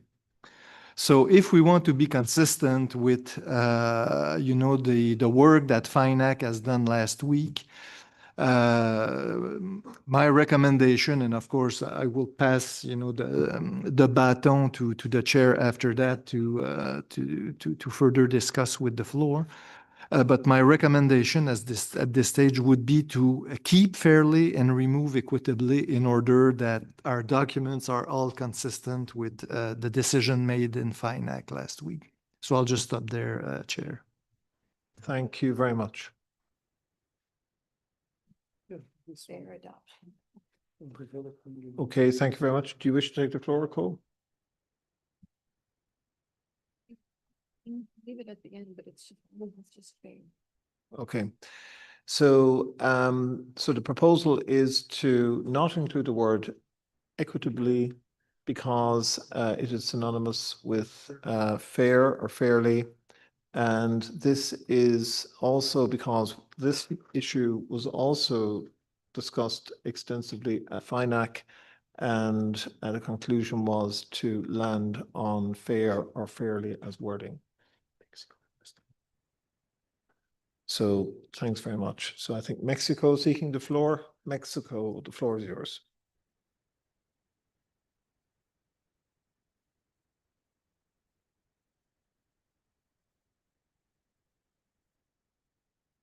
Muchas gracias, señor vicepresidente, y gracias a todos por las propuestas. Un poco la pregunta de México es si ambos términos son sinónimos, ¿por qué no podemos conservar equitably? En segundo lugar, es nuestra opinión que la referencia a la equidad va mucho más alineada con los principios generales de Naciones Unidas. Sin embargo, no quisiéramos hacer la vida de todos innecesariamente difícil. Lo que pediría es en este momento mantener el texto como está, con el corchete en ambos términos, en lo que hago las consultas con mi capital, y pediría apoyo al secretariado para obtener este registro de documentos donde se utiliza el término fairly para poder consultar. Muchas gracias.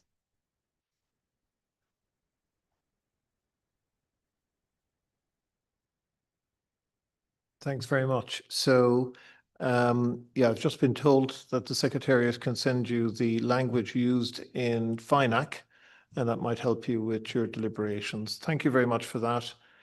Mexico. Michelle, do you? Yeah, back to Michelle. So thank you for that. And yeah, we have forgotten to deal with one developing. So if we can, so where is that one? It's scroll down, yeah. It is under further request, I believe. Request and further request, right?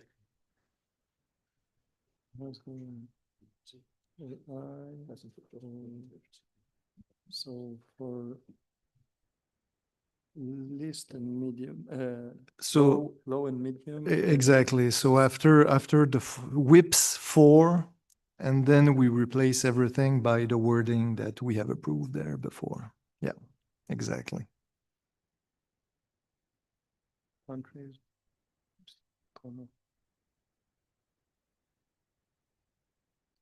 LDCs and SIDS. And more countries. LDCs and SIDS, yeah. And we remove everything else.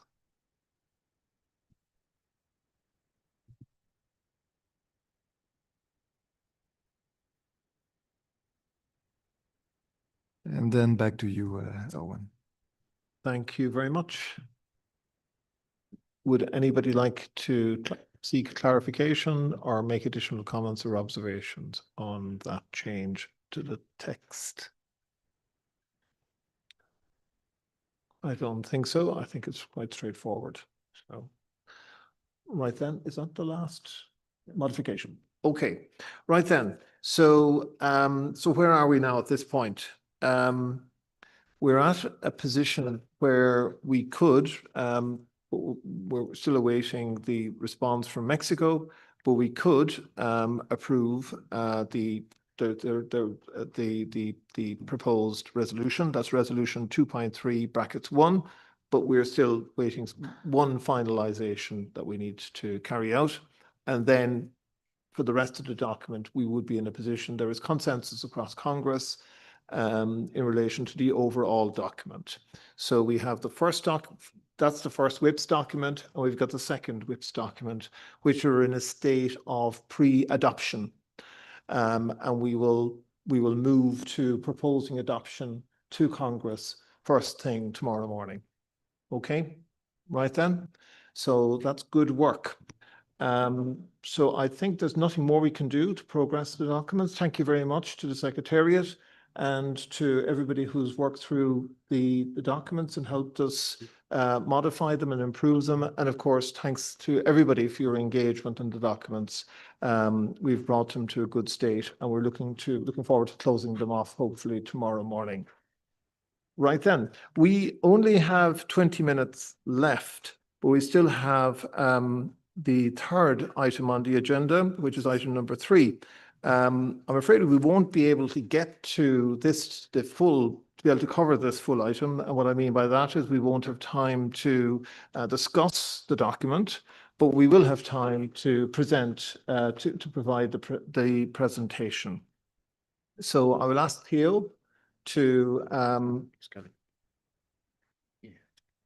yes, thank you.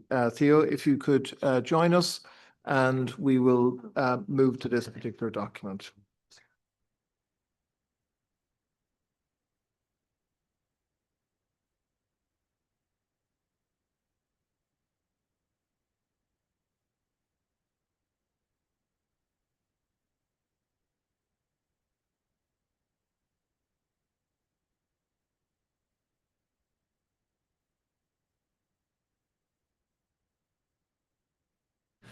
Right then, folks, as mentioned, unfortunately, we won't have time to have a discussion at Congress. So for the next 20 minutes, we're just going to use this time to give the presentation and to work as far as we can through the documentation in the time that's available. Okay, and then we can continue with the discussion tomorrow morning. So we're looking at document 3.2, and this is the WMO Youth Action Plan 2025-27.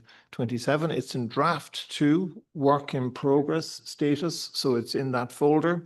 And I remind you that this item is also supported by an information document, which is the Youth Action Plan. So I'm delighted to hand over to Theophilus Wellington, who's going to introduce this document. Over to you, Theo.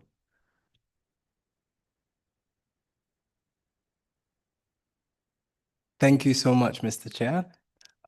Ladies and gentlemen and other distinguished guests, I'm here to talk about document 3.2, the WMO's first ever Youth Action Plan. And before I present this Youth Action Plan, I would like to talk about the series of consultations that happened in order to inform this document. And I would also like to thank everybody involved. The consultation took about 3 phases. The first being where we consulted 4 key groups, the technical commission, CIRCOM and IMCOM. We also consulted with the capacity development panel, the research board, and all 6 regional associations. We had additionally consulted with youth staff, about 50 youth staff, in order to get information about what this youth action plan required. And lastly, we also consulted externally. During COP29, we met up with young organizations, and we also were with what we at the youth team call Friends of WMO, other UN organizations, including the UN Youth Office in New York. We also consulted the FAO UN Office of Women and Youth. And lastly, we consulted YOUNGO, which is the UNFCCC's youth constituency. So now, in all of this, we had about 200 participants, and overall, about 90% endorsed the creation of a youth network. And so now we're going to talk about the Youth Action Plan and its 5 pillars. What do the youth want? What do the youth want? The first pillar, please, next slide. The first pillar is on governance. The youth are asking to be able to coordinate themselves and to be able to influence decision-making at the WMO. When it comes to capacity development, young people are wanting more enhanced skill trainings, and they also want to engage in intergenerational dialogues with expert staff and expert colleagues, as well as more experienced colleagues as well.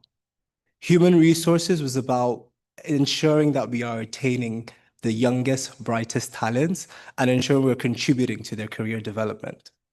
When it comes to communications and partnerships, this was very, very important for young people. How are we communicating on weather, water, and climate? And are we ensuring that young people are being brought in?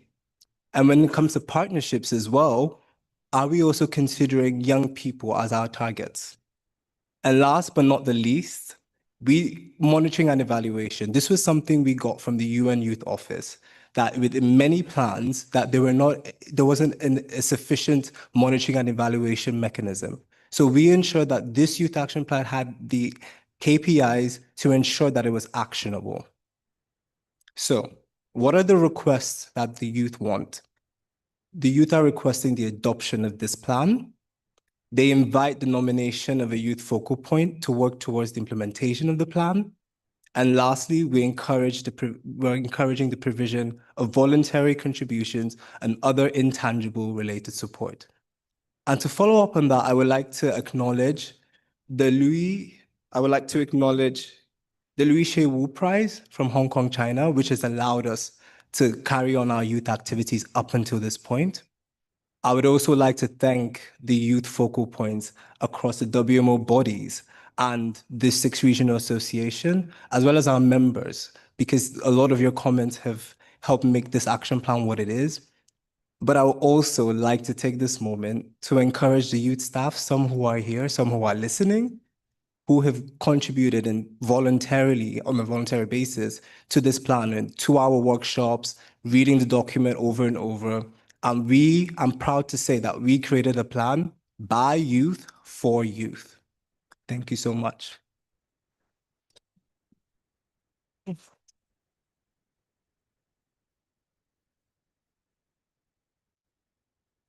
Thank you very much. I now hand the floor to Celeste Saulo, the Secretary General, to say a few words in relation to this presentation.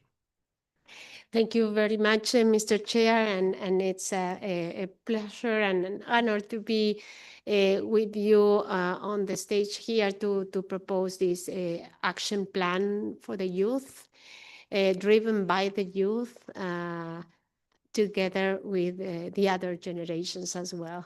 So I do believe that we have an opportunity that we need to take the advantage of, and is engaging all the generations from the very beginning.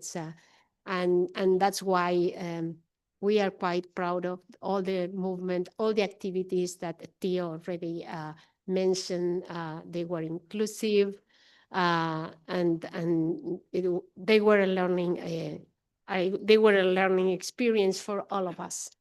And I would also like to acknowledge that, as you know, We are undergoing a transformation of the Secretariat, and the youth were also engaged in that, in providing their views here at the Secretariat.